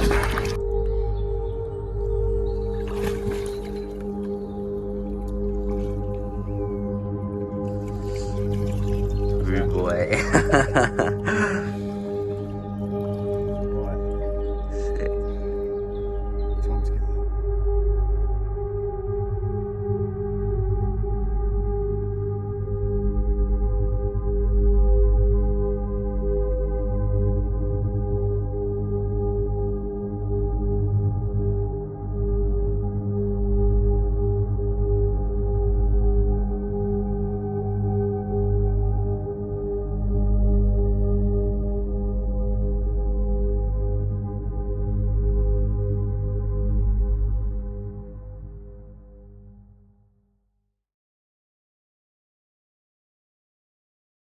Was Choco a genuine target for you? Yeah, it got to a point. I mean, when we first went on there, I think there was 4 or 5 40s in there, and again, it was just mind-boggling that we were on a lake with.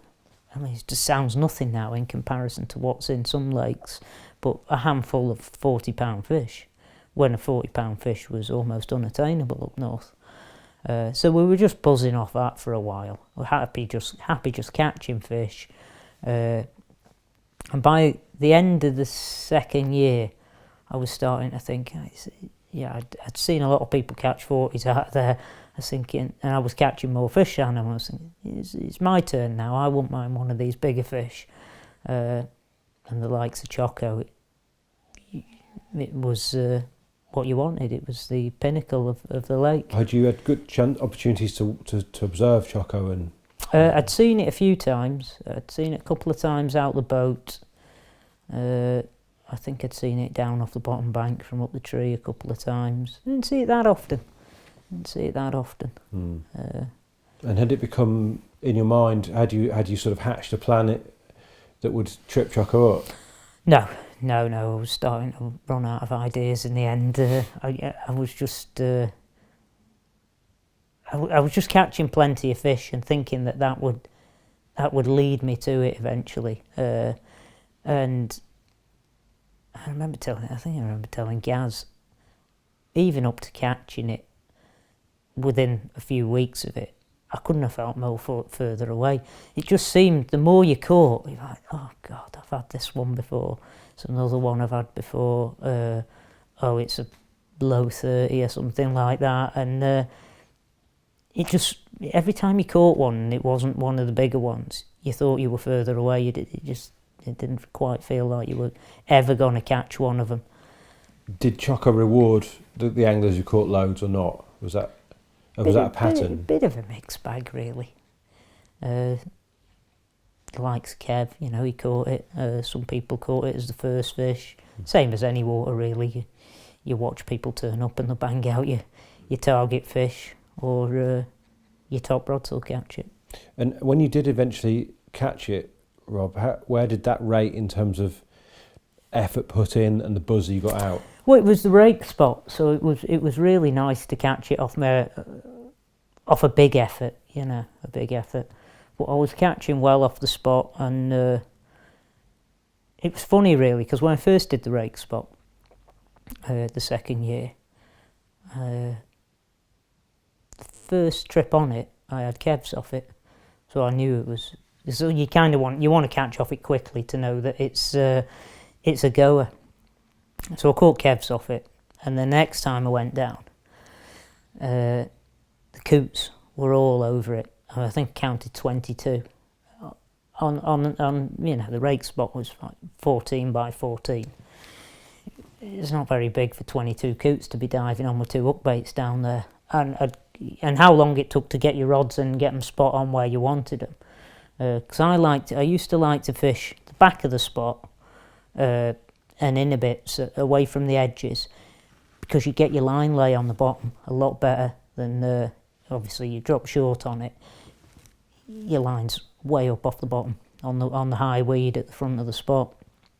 So it was always a spot within a spot I wanted to be on that I was happy with. Sometimes it'd look alright, but nah, I want it there.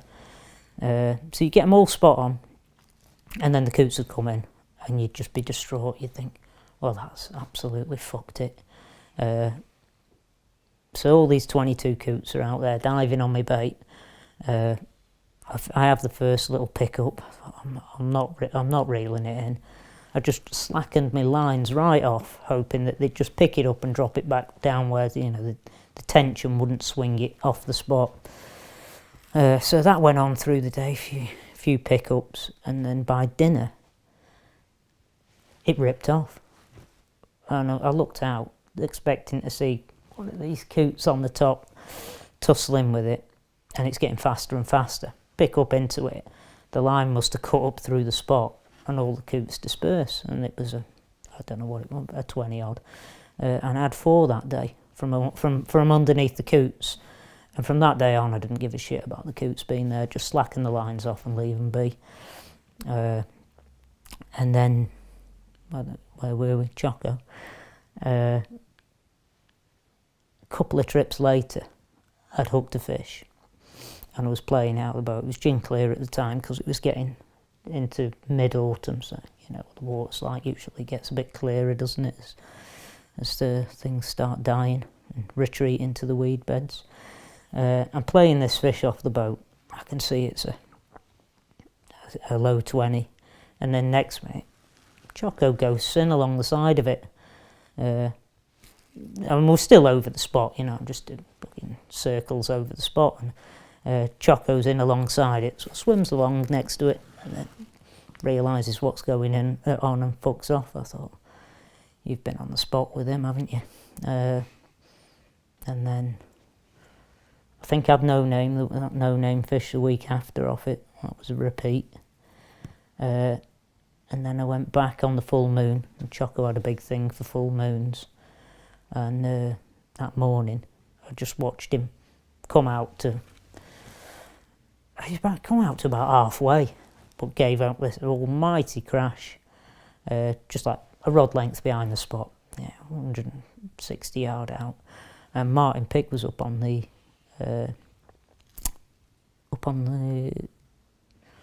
top bank, and I can't really rang me or text me and say, see that at the back of your spot? I said, oh, I saw that, mate. And then 10 o'clock, line tightened up, tip lifted out the water. out there. I'm reeling out there, so I'm thinking, please be choco. I just want to move on. I'm winding out. Gets above it, gets it out the weed, and there it is. And then I had to play it for another 15 minutes knowing what it was. Good hook hold though. Must have been, yeah. Can't remember it.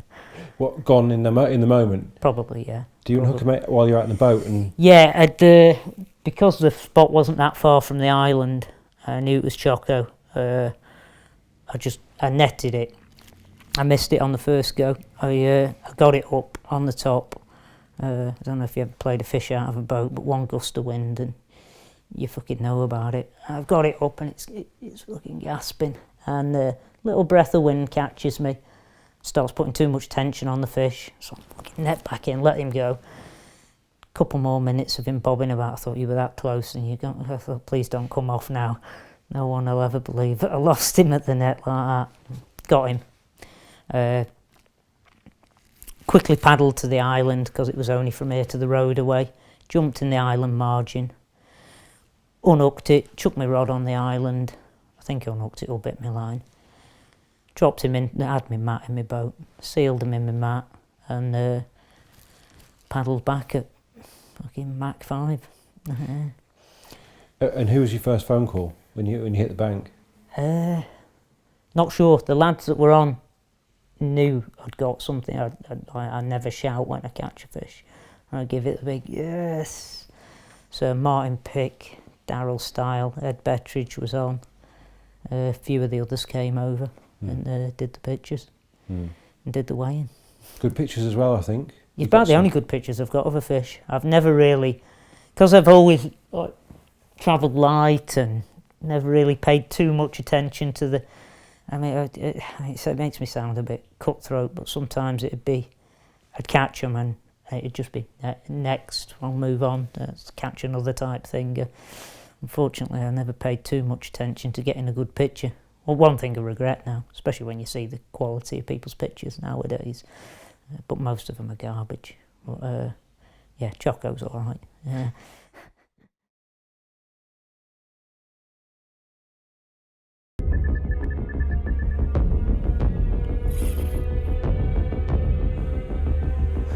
Right, well, it's a lovely linear. What a carp. Oh my days. I have had my rods out a few hours. Look at it down there, look at it down there. Look at it, look at it, look at it, look at it. Oh my God, look. Mate, that is a lovely fish. Oh shit, man. Look at this. You alright? I'm cold, man. Are ya? Freezing. I woke up and jumped out. Keys, have you seen that carp? Look at the Yeah, linear. Look. Bruv.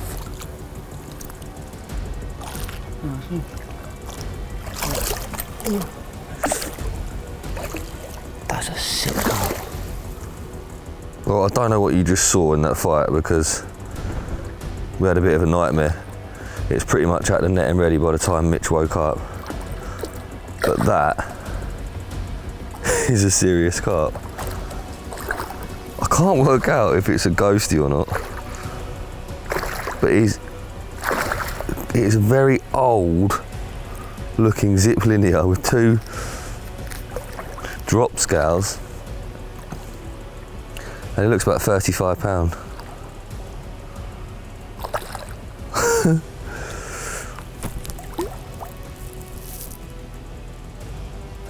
Honestly, I can't believe that. That has properly shocked me. Look at his skin. Fucking hell. Looks like it's never been caught.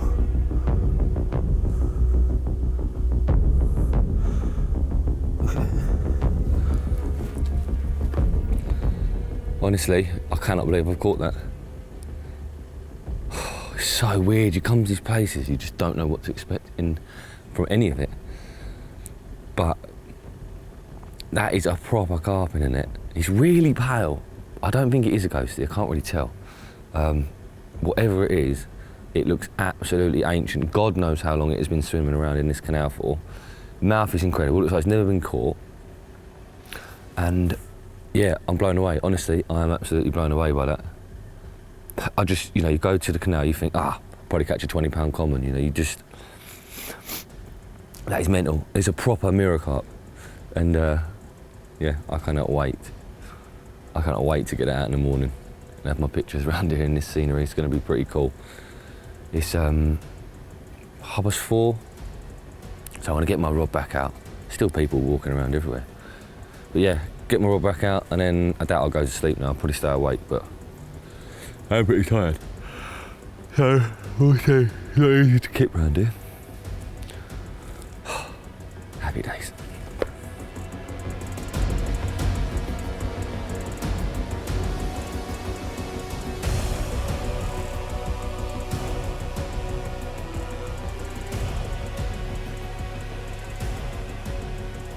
Right, we're rigged up, back in business. Just got to get the rod back out.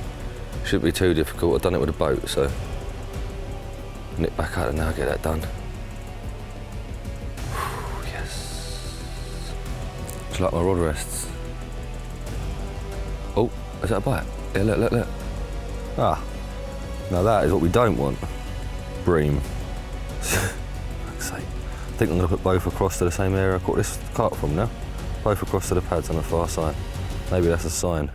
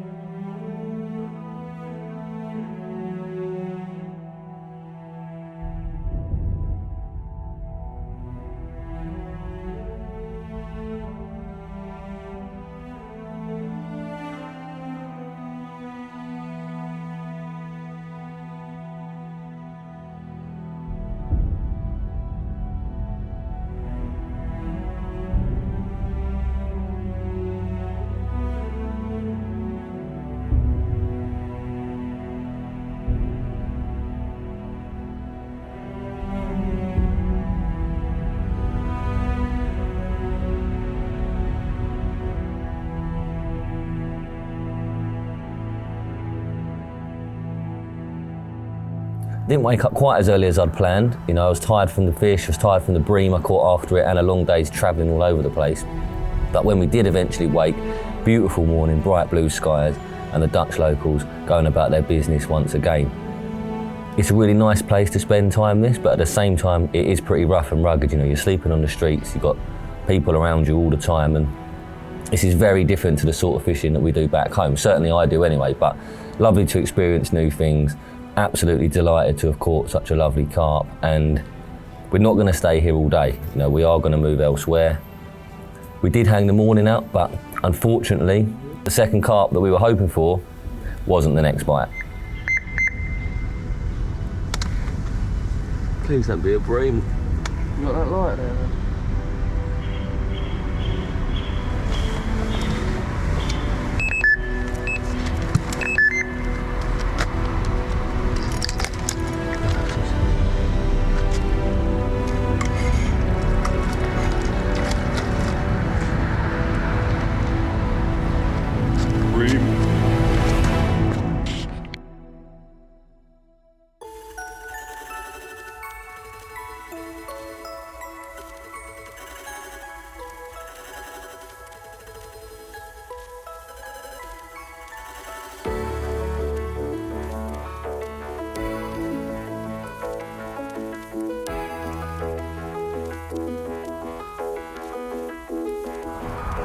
Okay, so I've had a bream. I think I'm going to make that the last bream. I've had quite a few now, and as much as I'd love to stay here and fish for another carp, I don't think it's going to happen. So we're going to get the fish out of the water, get that done, and be on our way. And as much as I've enjoyed living down there in that little crack den, I think a change of venue, change of scenery is well on the cards. Mitch didn't actually fish last night. He wasn't really feeling it, so he didn't fish, just me. But Boy, am I glad I did. It is aggro turning up at these sort of places. You know, you don't know anything about them really, just turning up, getting the rods out in the pitch black, approaching midnight, you know, we've done that twice. But the rewards are there to be had. You know, we've done it the last 2 nights, got the rods out in the pitch black, and by the morning, caught some lovely carp. So, feeling good this morning. Can leave here, head held high, nice carp in the album, and an experience that I certainly won't forget. When I got to the canal, one of the first things I'm thinking is where am I going to put my rods, and because Mitch decided quite late on he wasn't going to fish, I'd got 2 rods ready and I was ready to do them, and I thought, you know what, I'm just going to put 2 out. So I kind of spread my options as widely as I could, and I put one on the left-hand side of the canal, one on the right-hand side of the canal to cover both margins. But on the far side, there was quite a large lily bed run along the margin. You know, it looks like the sort of place carp are going to at least patrol along, if not sit amongst the pads themselves. So that was the obvious place for the right-hand rod, and the left-hand rod I put not quite mid-river, you know, just sort of maybe 3/4 of the way back across to my bank. So it was on my side of the canal still, but out a little bit further into the centre. Caught bream on that rod, and it was the rod fished across to the pads that did the bite. After that happened, I had another bream quite quickly, so I repositioned my left-hand rod on the far side as well. There was like 2 boats, a little brick building, and like a wall that drops down into the water. It looked like a likely looking area, so I put a rod there. Unfortunately, nothing happened on that. But with all this in mind, before I put my rods out, I had to decide on what I was going to do tackle-wise, because we saw yesterday the bike, the chair, you know, all that rusted bits of metal. People throw stuff in here all the time, so I needed to change my tactics slightly, and I took off my braided leaders. I put on a 60-pound monofilament leader, XT snag leader. I've been told that that's far better abrasion resistance than a braid, although braid is very strong. When you've got these kind of things in the water, you want to be using thick mono or thick fluoro as a leader. So I put that on. The other problem is when you're fishing a canal, you need back leads. I didn't have any back leads, but I did manage to fashion some using a 3.5 ounce lead and a quick link. You know, very simple, clips on the line, slide it out, and that got me out of trouble really. So yeah, a bit of a rethink, you know, coming here, rather than just tossing the rod straight out and hoping for the best, you know, thought about it as best as I could, switched up the tackle to make sure it suits the situation, and it's paid off.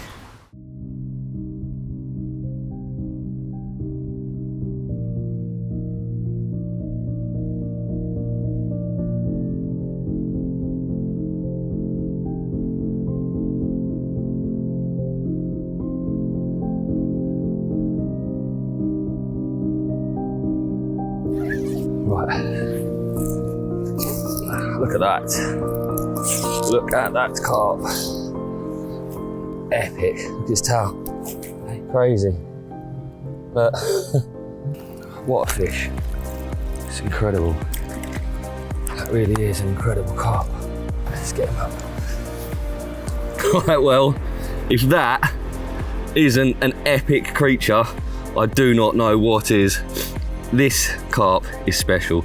I am absolutely chuffed to bits. Look at it, look at the surroundings. I spoke to my friend yesterday, he said, you go there, you never know what you're gonna get. Well, fuck me, I did not expect this. I am made up. Honestly, sitting here on concrete with this in my hands, I don't know what to say. Other than thank you very much to whoever it was up above who let me catch this. I'm not religious, but I might be the next 10 minutes or so. You like that? Big carp. Big carp. Right, I've got to show you both sides of this one. Look at that carp. Right. Up you come. A mad, mad canal creature and a carp that I will remember for the rest of my life, I reckon. Special capture for me, this. I've always said I don't like canal fishing, but you know what? I do now. Right, let's get you back.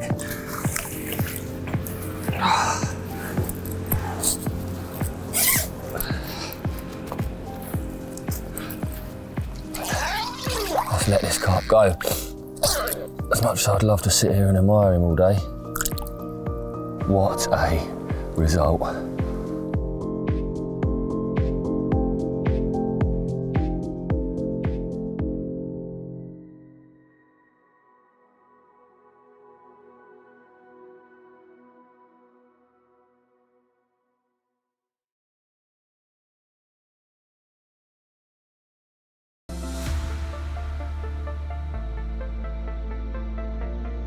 do you want to see some carp? I just flicked the torch on and flicked it off again on them because, well, I didn't want to spook them, I wanted to show you them, see if they're still there. Here they are. There's that one with marks on it, Rich. You can tell he's got tail damage, hasn't he? So as you can see, the light is really spooking them. It's funny, isn't it? Like people, yeah, look, he's really chewed up, man, on the back. What a shame. What a shame. Well, they're quite happy, aren't they? They're not spooked by the light at all. They seem quite happy in this area. It's going to be easy to set a trap there, isn't it? You know, you can see. But that's just two. Let's see if there's any more. I think there should be some more in here, you know. Let's go find. I can't even speak. Let's go find them. I'm excited. It's good, isn't it? So we've got those two there. They've split up. The other one's gone now. Nothing escapes the eye of Sauron, Rich, even the tiniest perch. It's funny, isn't it? You know, you could walk this in daylight and see very little. You know, although it's clear, he's pretty cool, quite plump. They're remarkably calm, aren't they? Look at him just fanning his fin. Just drifting out slowly now. Let's leave him in peace, shall we? That's a good one. That's a nice one. Is that a mirror? That's a mirror, Rich. Look at that. Check that out. That is a lovely mirror. Well, Al said he'd seen a good mirror in here, and I believe him now because I can see it with my own eyes. He's got to be upper 20, mid 20 easily. Look, he's coming right close. He's coming to have a look. Not bothered by the light at all. Is he going to eat? I haven't actually got any bait with me because, well, I didn't really come to bait up. I came to find him and then come and set up on him. Look at him, he's coming to say hello. Rich, can I just jump on him and grab him out now, save getting the rods out? That is a fucking look at that. What a, can't even take my eyes off it to look at that one. Dinosaurs, isn't they?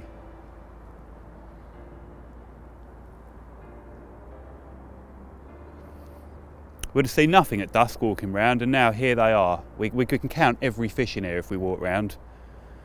How many different ones? That's 4 now. Let's keep going.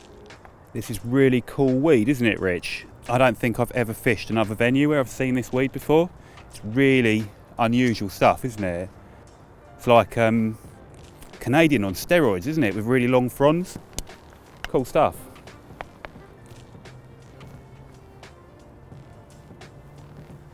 So I've got 2 different torches. I've got this really bright spotlight one, but I've also got one which has got like a wider beam. And if you use them together, that really, I can see everything up to 2/3 of the way across. And if we walk down the other side, we'll see everything. Literally everything in here. Nothing can escape. They're funny creatures, these carp. You know, they're old ones, really old ones. Seeing them doesn't guarantee catching them, but if you're on them, you've got a chance. The ones that I've seen so far look active. You know, they were swimming around before I put the torch on them. They was, you know, that mirror looked like it was going to dip down and feed, didn't it? But whether they will when I put a rig out, I don't know. You know, they have been fished for, these fish, for their whole lives. Even if we don't find carp, we can see where they've been feeding. You know, it's quite obvious when the silt's been polished off and it glows. You know, these spots actually glow after dark. So even if you don't find the fish themselves, you can find somewhere to lay a trap for them, somewhere where they visit regularly. You know, so we're also looking for that as well as fish. There you go, that's somewhere that's been, it looks like they come through here. There's a bit of weed in the middle.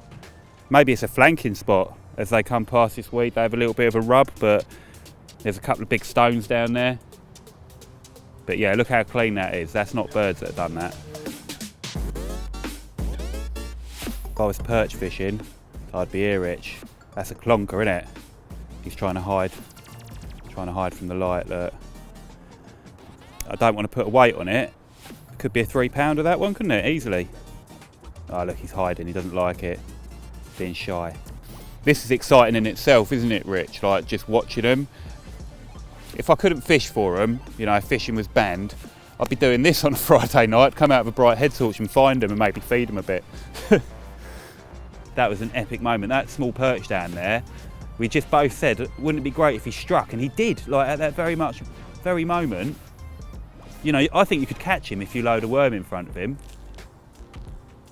Rock pool fishing. Look, if that, oh, he went for it. Did you see? How mad. He's like highly predatory, that little one, isn't he? Look how vivid the markings are on it.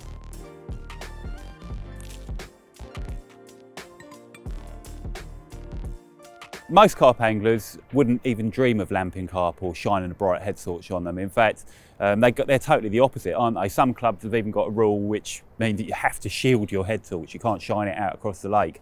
It seems a bit crazy to me now. You know, over the last sort of decade or so, a lot of our angling has been feature angling or angling on limited time, shall we say. You know, you're turning up in the dark and you're going at daylight or whatever. So it kind of changes the rules of engagement a little bit. And technology has made it so that, you know, we can all have a bright head torch now. I mean, previously, if you wanted to lamp for something, you had to have a big handheld 1,000,000 candle watt power lamp and a 12-volt battery. But now, just a couple of bright head torches, you know, you can go and find fish discount areas. You know, that's another thing.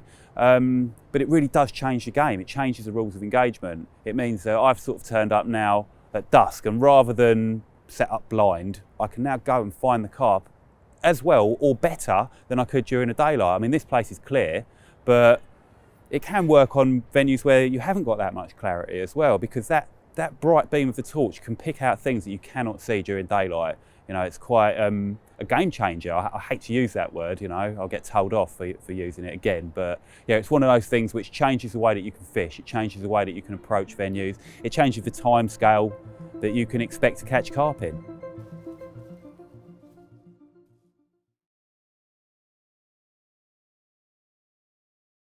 Every sport has its own milestone, its own ultimate goal, a benchmark that separates people who enjoy their sport as a hobby and people who dedicate themselves to an addiction. For runners, it's completing a marathon in under 2 hours and 20 minutes. For a mountaineer, I guess it would be climbing Mount Everest. But what is the ultimate challenge for carp anglers? For myself and Mark Hoffman, it's the large expanses of wild public lakes throughout Europe, containing some of the most rare and sought after big carp in existence. These are the goals we aspire to achieve. Join us for the start of a new series that sees us tackle the biggest lakes, the biggest challenges, in pursuit of the biggest carp. This is the pinnacle of carp fishing. The build-up to this trip was immense. After all, for me, Lac de Deux is the ultimate European carp fishing, requiring a lot of coordination and preparation by us both to successfully tackle this huge 5,000 hectare super lake. For Mark, setting out from his home in Holland would only take a few hours, whereas for me, the journey would take 2 days and covering almost 2,000 kilometres to arrive at our final destination, Lac de Deux.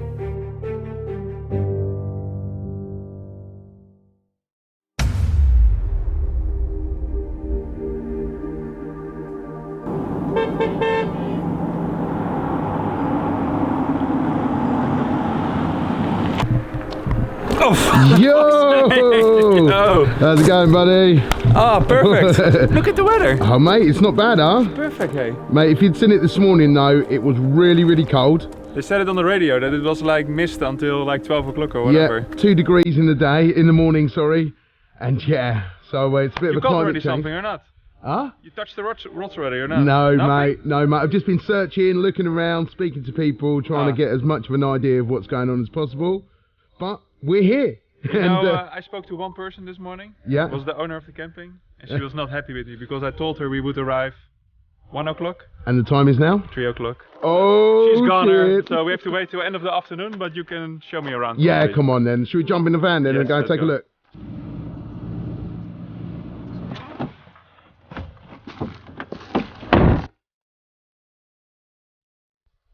Look at this.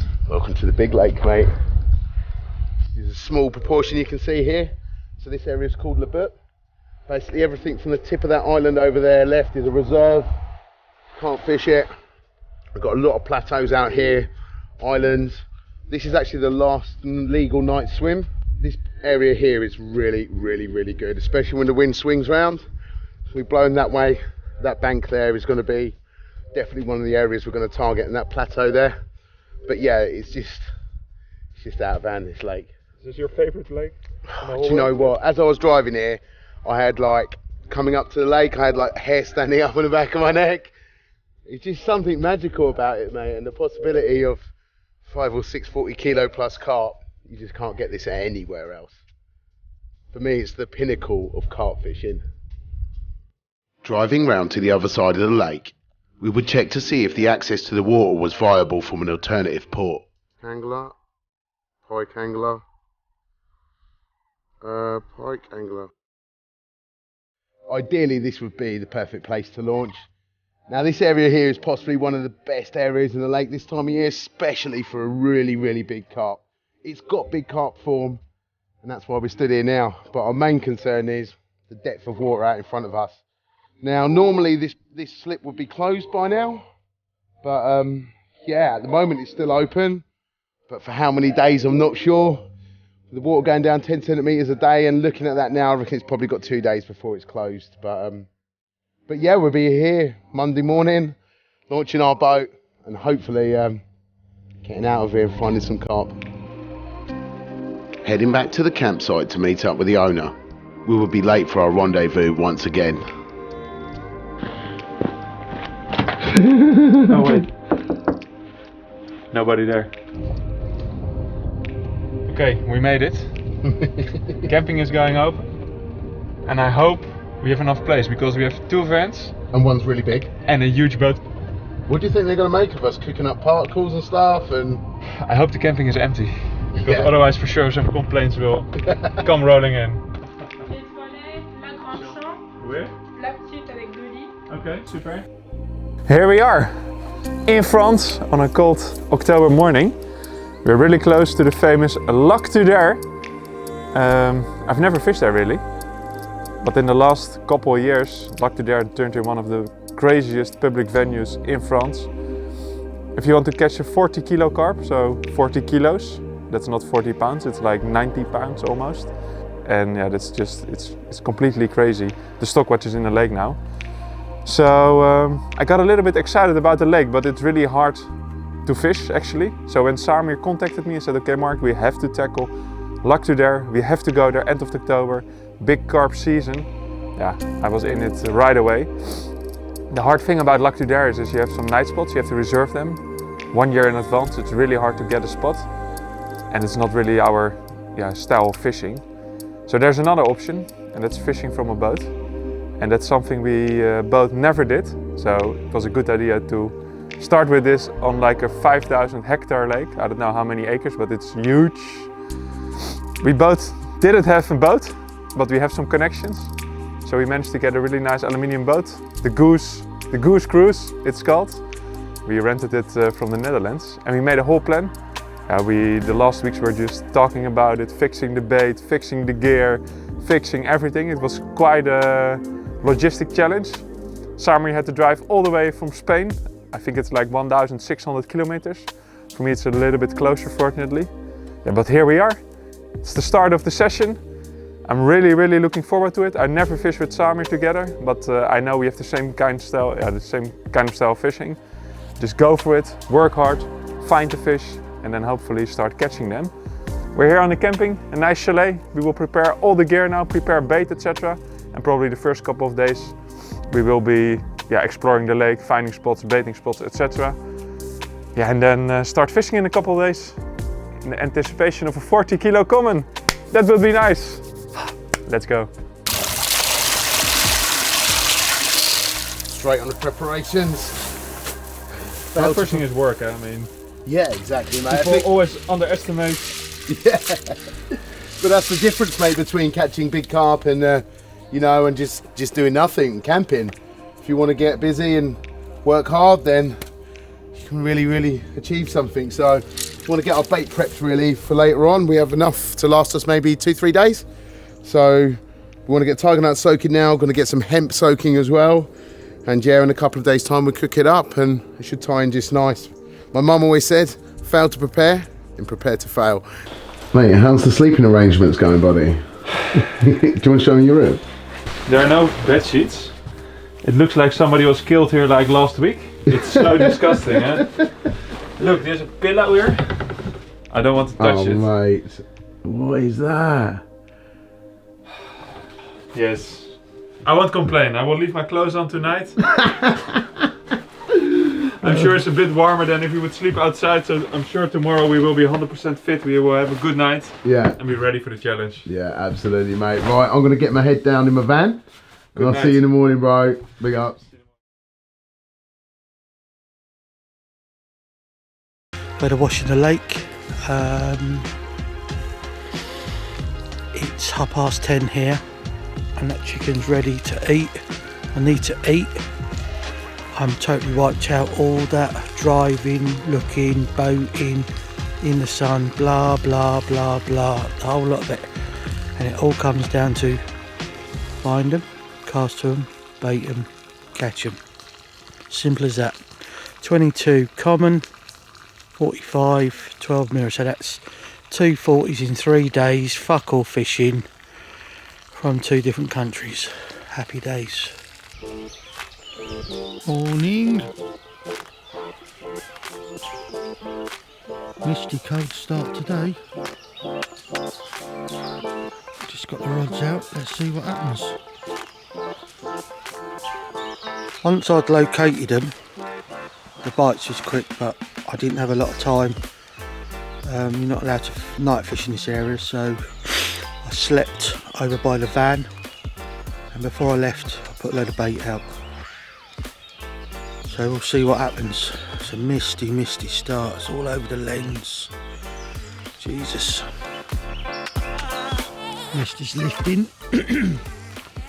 Traps are back out. Time to take in the ceiling. That's the rod that's been doing them. Only liners on the other 2. Come on. Scream. Blue lights, blue lights. Here we go, £62. Had it about an hour and a bit ago. It's an unreal thing. Hello, mate. Biggest carp I've ever caught so far. Look at it, it's just massive. Right. Just be careful, Jim, watch your arm. Look at it. Hinge stiff rigs, ACP baits, strawberry and cream over Pacific plum. Look at the size of it. Bulldozer.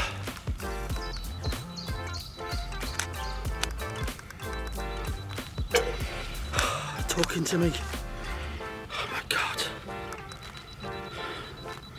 What do you reckon to that, Elliot, eh? Find them, cast to them, bait them, catch them. All that hard work.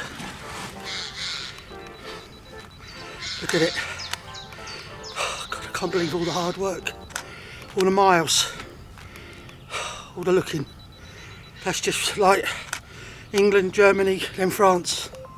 Shut up. Leave me alone. Right.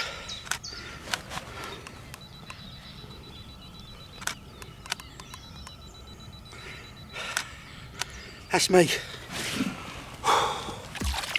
Hey, out, one last look.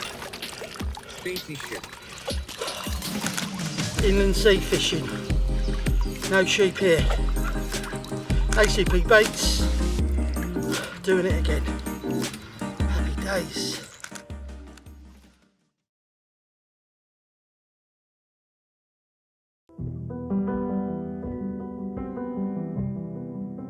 Cheers for breakfast. Pleasure. Always, always nice to be cooked for. Could do with another coffee though, Bridget. Yeah, with a little drop of Bailey's in it. Maybe, yeah. Oh mate, I really thought that I was going to wait till you shaking me this morning. Oh, go on, come do the pics, come. Nah. Yeah. Nah. I dreamt or wanted to wake up to 1.5 inches of snow. I just thought, what about it? What if it was covered in white in the morning? It's only 15 miles up the road it was snowing, crazy. True. Yeah, it's going to be hard, man. Really tricky. But turning up yesterday, the greatest thing was seeing the clarity. I'd convinced myself I was going to be kind of muddy and oxidised, and like we saw it previously, and it's the polar opposite. It's tap. Looks like the work they've done has actually made a difference. Brought it back to its glory a little bit. Yeah, had enough sort of hours of daylight to climb a few trees, have a good look around, and there was a distinct sort of section of water out in the middle that was pluming. Not pluming, do you know what I mean, with tail patterns, but it had been coloured. Yeah. And then, yeah, the sort of higher I got and the more I looked, you started to see the odd shape, and they definitely seem to be out there. You know, I know you and I normally, we'd come to somewhere like this and look for the big snags, and there isn't anything there. Your margins are shallow, they're not in the edge. You've got a lot of weed. It's like the only really comfortable area maybe for them. Yeah, I mean, as you were getting the rods out last night, I went and lamped it, and it was kind of part of my decision not to fish last night after I got here, because you know you had your trap set pretty well, and I couldn't really find much else to go on. Like I could see maybe half the lake by the time I got a really bright head torch, and I could rule out, and I have ruled out like several areas where there's just no fish and nothing to hold them there. You've got a lot of weed out here in the middle, haven't you? I mean, if I was a carp, I'd definitely be in this sort of deeper bit. And like, the water was coloured. You could see it was coloured even by the light of the head torch. But you've got this bit covered, so I need to go and find them elsewhere, find another opportunity. I don't want to disturb it around here too much, and you know, because you've got your traps well. Come at them from the other side, bruv. Well, it's a big bit of weed, isn't it? Yeah. It's half to 2/3 of the way down the lake. I just need to go and take another look round. I don't want to set up on nothing. I want to make sure that I'm actually fishing on fish. So yeah, I'm going to have another little wander, get my stuff together. If we get one, can it be a winter carp? It's right on the cusp. I'm almost How long tempted. have we got to hold out for the bite? Yeah, tomorrow morning's winter, isn't it? What? No, Wednesday morning. But can isn't we it? take it? Yeah, I'll give it to you. Thanks, bruv. Right, come on, let's get the rods out.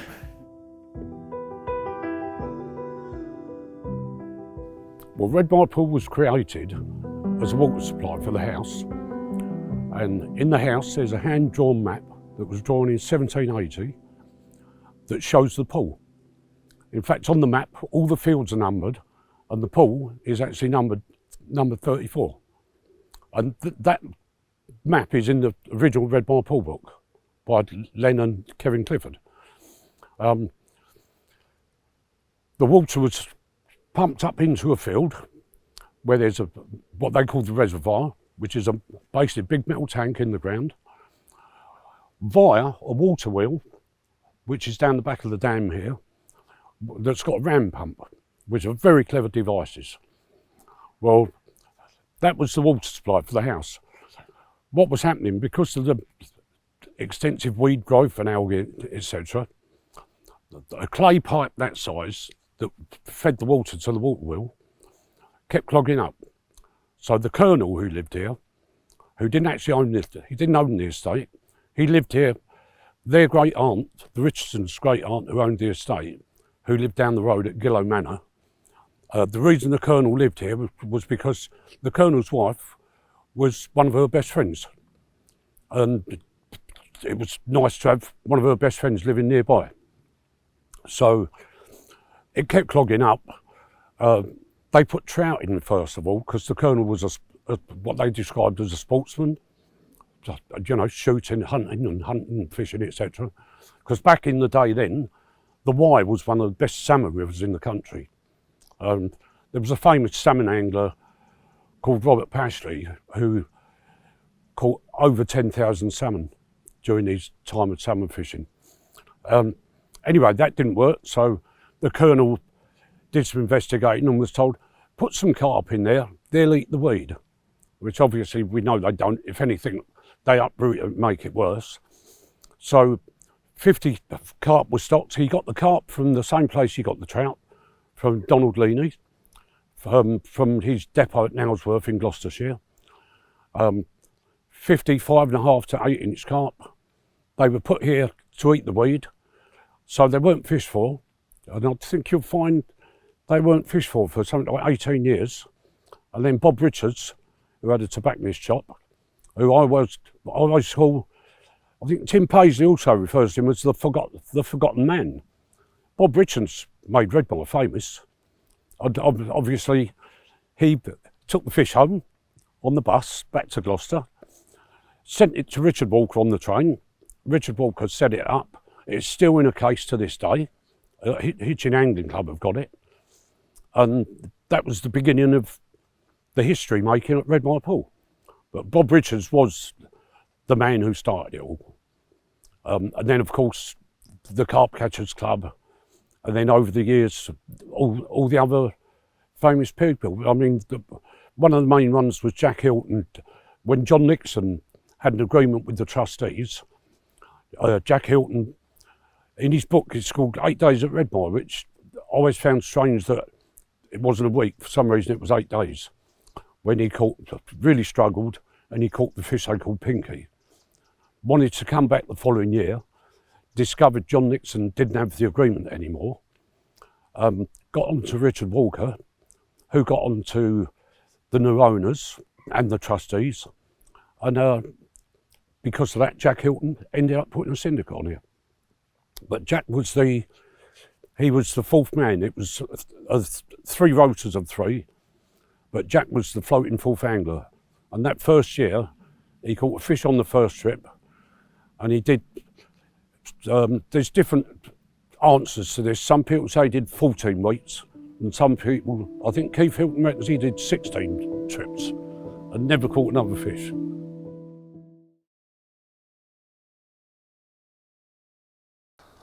If Bridger can chuck me that net, I'm going to try and net him out here. Come on.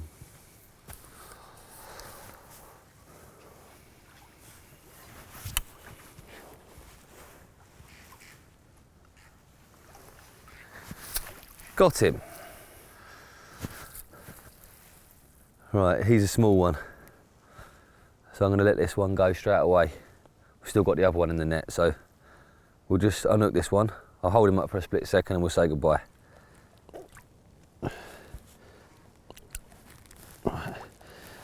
Ye old faithfuls. Oh, I've got a slight issue with the boat. I don't know if you can see that, but it's drifted 30 yards out into the lake. So I'm going to quickly try and cast the lead into it and get it back. Then we'll deal with the fish. First oh, help me up because my waders are going to fill up. Quick, help! Help! Help me! Hang on. Hang on. Oh my God, I'm getting soaked. Fuck's sake! Oh, fucking hell. I was about to say first chuck. I just sunk in the silt.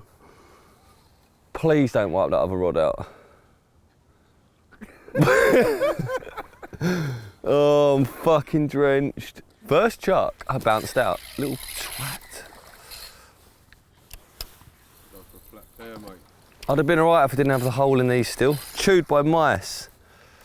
Oh, fucking hell. Oh, I'm over the other side now. Is it on that other rod or what?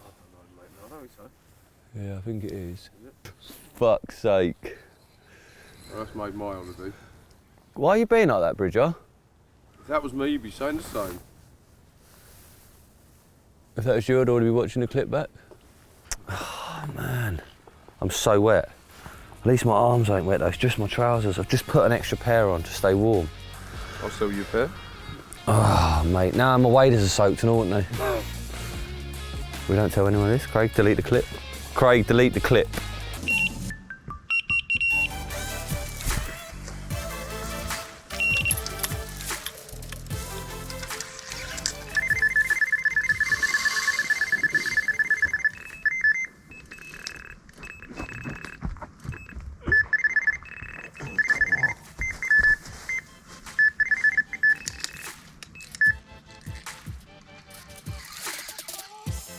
Well, excuse the brutal looking imagery of the carp on their side. They've only been there a couple of seconds. We've just landed these two side by side. You can tell we're out of breath. Savage snag battle. That's Bridger's one, which is a big fish, and that's my one, which is a mid-20, something like that. But this one over here, he's mid-30 all day long. Buzzing. Makes up for them children throwing stones at us. Yeah, we're fishing the park like we just got attacked by children throwing stones at us. I don't think the new is here. I think they're throwing it at the birds. Yeah. Yeah. But yeah, buzzing. That is what we're talking about. That's what we wanted. Some big uns. Thought we was going to get pestered by small ones all night, but it has come good in fine style. Happy days. Not bad to be woken up to that, is it? Still feel a bit confused. Yeah, Bridger's still half asleep. Epic. Let's get them out and have a little look. Right, obviously the fish are on their side in the water, so I'm going to jump in there, sort them out, get them staked out in the lake, propped up with landing net with storm poles so they're not on their side. And Bridger, you go to the car, get the scales. Yeah, just get the scales. And an iPhone charger. Got Bridger doing the honours for me. I'm too tired and too wet. He's sacrificing the wet. Thanks, Bridger. Oh, well, I wish I never still do this. Come on, don't be like that. Mate, don't worry. He's unhooked it for me and everything. Lovely job. Okay, so my nighttime guessing's never been great, but I reckon this is bigger than £35. Like I say, they always look bigger at night. Nailed. Yeah. Go on, Bridger. Glad you've had a big one, mate. Very, very glad. 33, yeah? Yeah. You're definitely wrong. Do you reckon? Yeah. £33. You are wrong. Right, moment of truth. This will be funny, watching you try and lift that. What do you mean? I'm really strong? Bridger is extremely weak.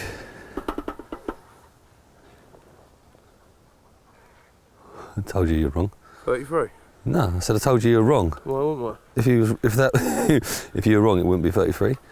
Ready? 36 pounds. Nice. Buzzing. Oh, happy days. Happy days. Absolute result. Right, guys. I'm absolutely shattered. We'll see you soon. Spuds.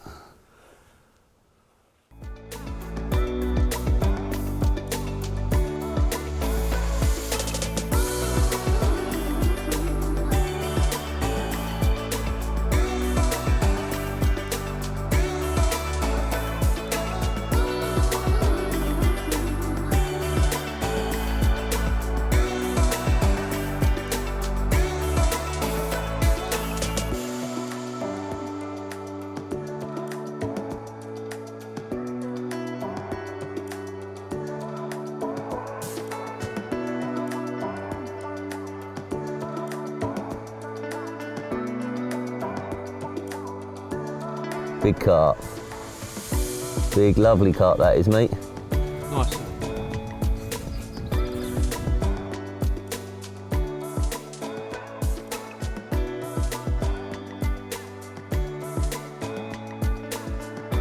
Well, there we go. An epic, epic carp, and a big carp too. Put his head down a little bit, mate. That's it. What a fish. Absolutely rucked him up. As soon as it started taking line, we thought, oh, this could be a better one, and sure enough it is. Look at that fish. What a carp. Buzzing, Bridger? Absolutely buzzing, lovely.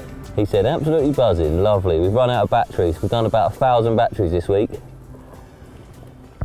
So unfortunately you're down to just my audio, but big smile, happy days. That's what we come here for. Back up again, you wanna? Yeah, go on, once more. Right, now that is the clock striking for 10 o'clock. We got to get out of here. We are very, very late. Well, actually we're not. We should just be leaving now, that's all. So we're going to be late soon. He's mega on both sides as well. So we'll get him in the water, we'll show you his other flank, and then we are heading home. Go on, Bridget, down you go. Here we go, here's the other side. Look at that.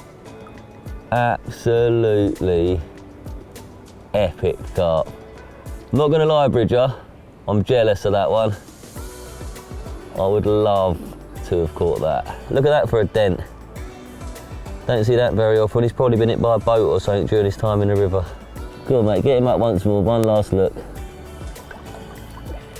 There we go. Well, mate, it wasn't quite the wilderness adventure that I promised you, but a tour of loads of different park lakes. I hope you enjoyed it. Had a great time, haven't we? We have had fun, mate. Time to say goodbye. See you, mate. Off you go.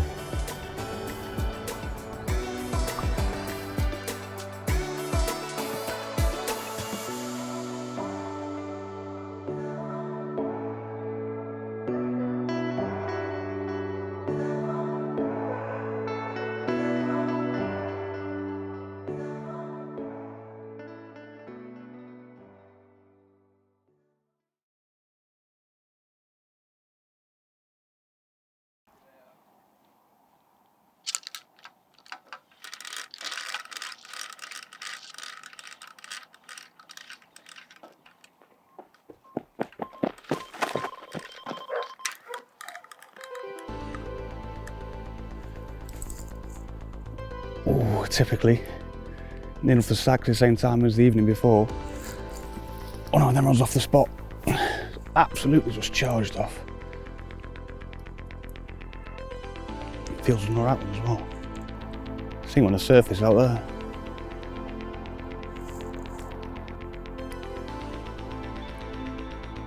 Oh, it feels like it's like a little line or something.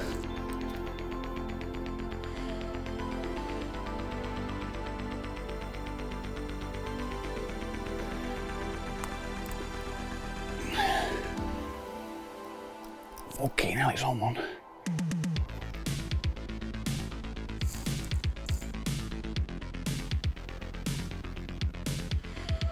It's not too far away, mate. Angry one.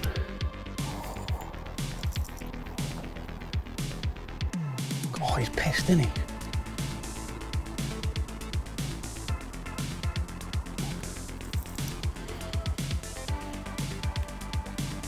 Mega. That'll do. Mega. Not bad one, is he? Ain't got a torch on me, so I can't really see.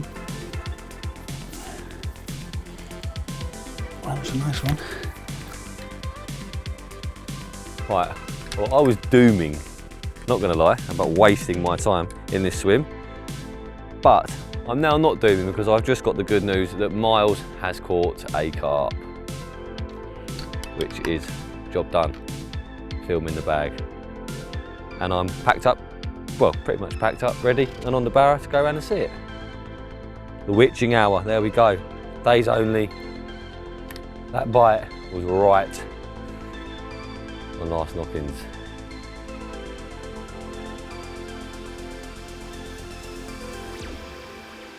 Nailed, Baz? Nailed, Barry. Lovely tap. Do you want to read them or lift them? Go on, mate, I'll lift them up. 29, are they 2 ounce divisions? Yeah. No, 1 ounce. 1 ounce, yeah, just under £30. I'm glad you bought this, you know. Lovely one, isn't it? Yeah, it's long.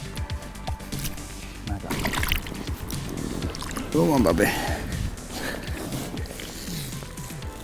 He's awesome, isn't he? He's very much so.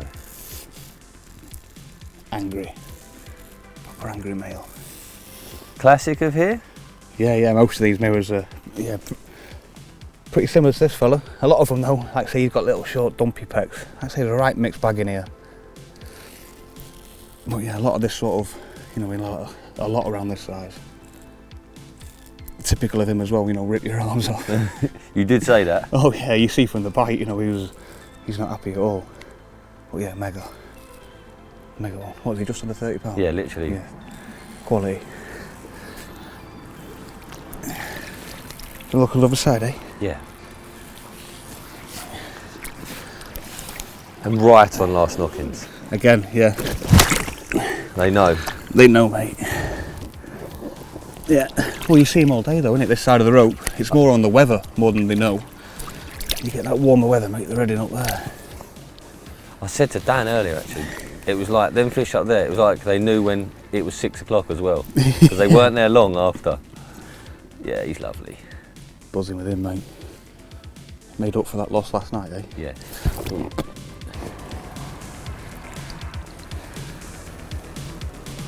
Yeah. Well done, man. Cheers, very. I reckon he wants to go home. I reckon he does, mate. He's I think he's showing us the signs. Yeah, it's getting back, eh? Is that the sling? He'll do. Absolutely mega. Big angry male. Here back.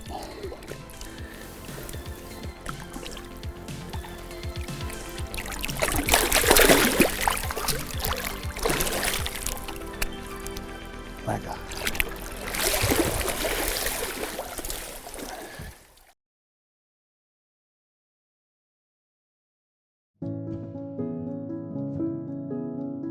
All the access is by boat, apart from the front swims. So if you go to one of the across the water swims, you might be on your own for 3 days, 4 days a week, however long it is you're there, however long you choose to be, to not have company, which is to me is magical and isn't everyone's cup of tea, and I get that. Some people like the company, some people love that remoteness and that being on your own. And of all the waters I've fished, I think the mangrove is the greatest there is for that personal isolation in the middle of nature.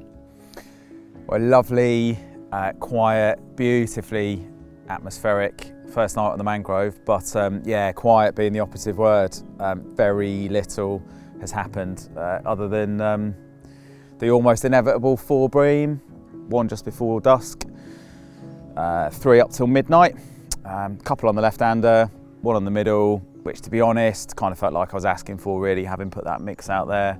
But yeah, other than that, nothing happened since, just 1 solitary show out in the middle this morning. Other than the tractors firing up, nothing else has happened. I get the impression that a lot of the lads on here, the syndicate members that have been on here for a long time, just kind of put hits of bait out and just kind of sit and wait in the same swim for sort of 2, 3, 4 days or whatever.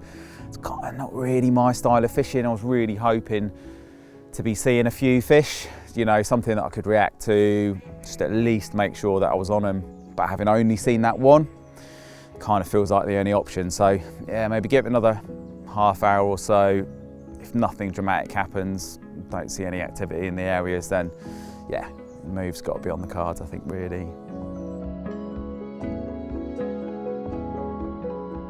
One of the things that Tim always wrote really kind of vividly and fondly about was watching for shows. And I think, you know, it's interesting, I think as well, sitting here now and thinking back to my 14-year-old self reading that, how keenly that was impressed on me.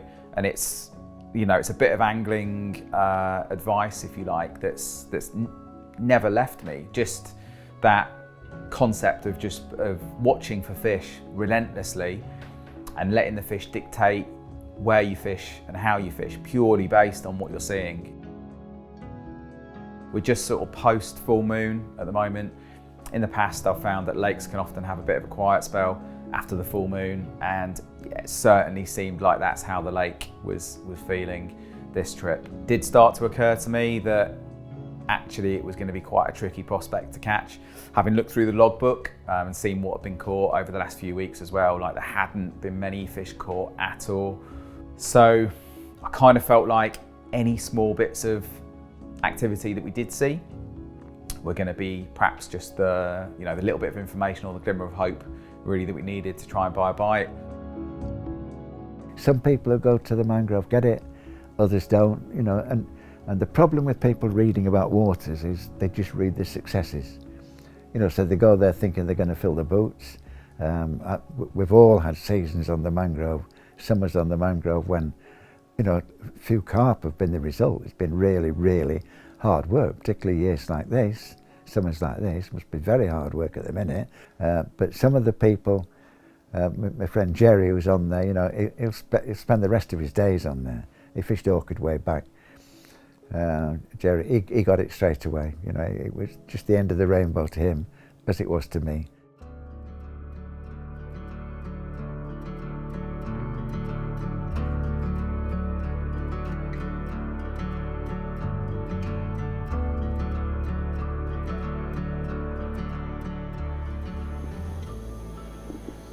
I love a little gently flattened bait.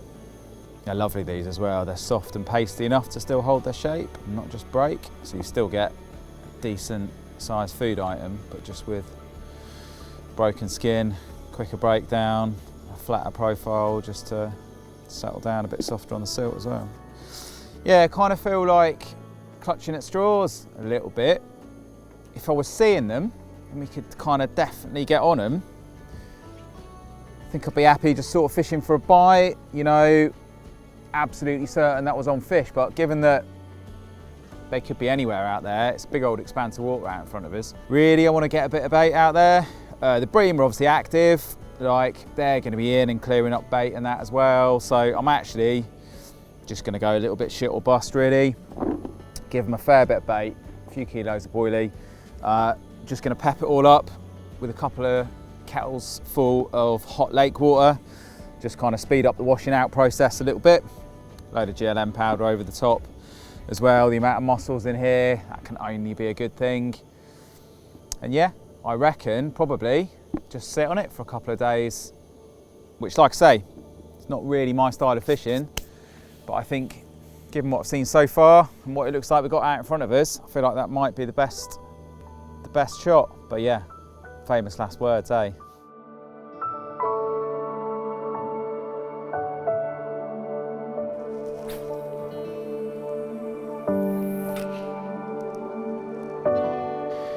Every little bit of lake bed that I've cast on so far feels exactly the same.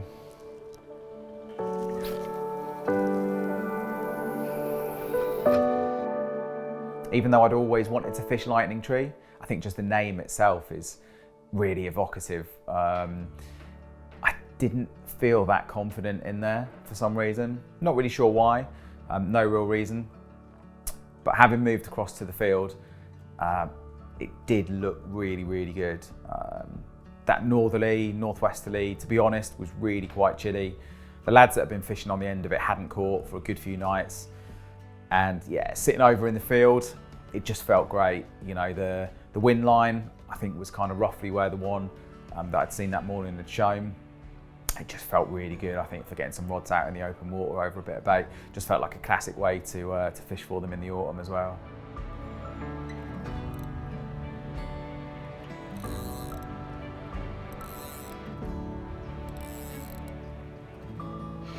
Yeah, it is. A foot and a half, maybe 2 foot deeper actually.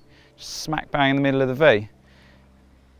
Funny enough, where that little linky flat spot had come up as well, so I'm going to take that.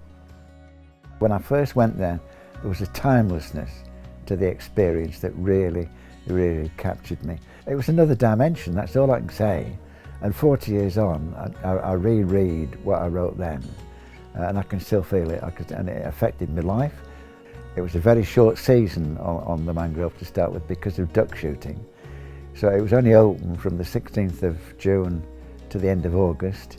And during that time I'd got to work 12-hour shifts for like 4 weeks or 6 weeks. So it made me very, very restless to be involved in carp fishing in some way greater than I was at that time. I was with Ellis Brazier recently and he said, "You added some magic to this area, Tim." I said, "No, Ellis, it was always here, you just didn't recognise it because you live here." Tuesday, September the 1st. Once the summer starts to go, it just goes. It's the start of the season, really 2.5 months gone. 2:30 AM in the morning and the odd car still sounding up in the village and on the distant road. Otherwise, it's just the sound of the wind in the trees above me and the chatter of owls, which are very active tonight.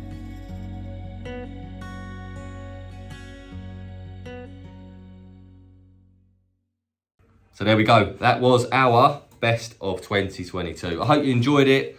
Thank you for all your support once again. And if you wouldn't mind subscribing to our YouTube channel, We would very much appreciate that. Have a wonderful new year and goodbye.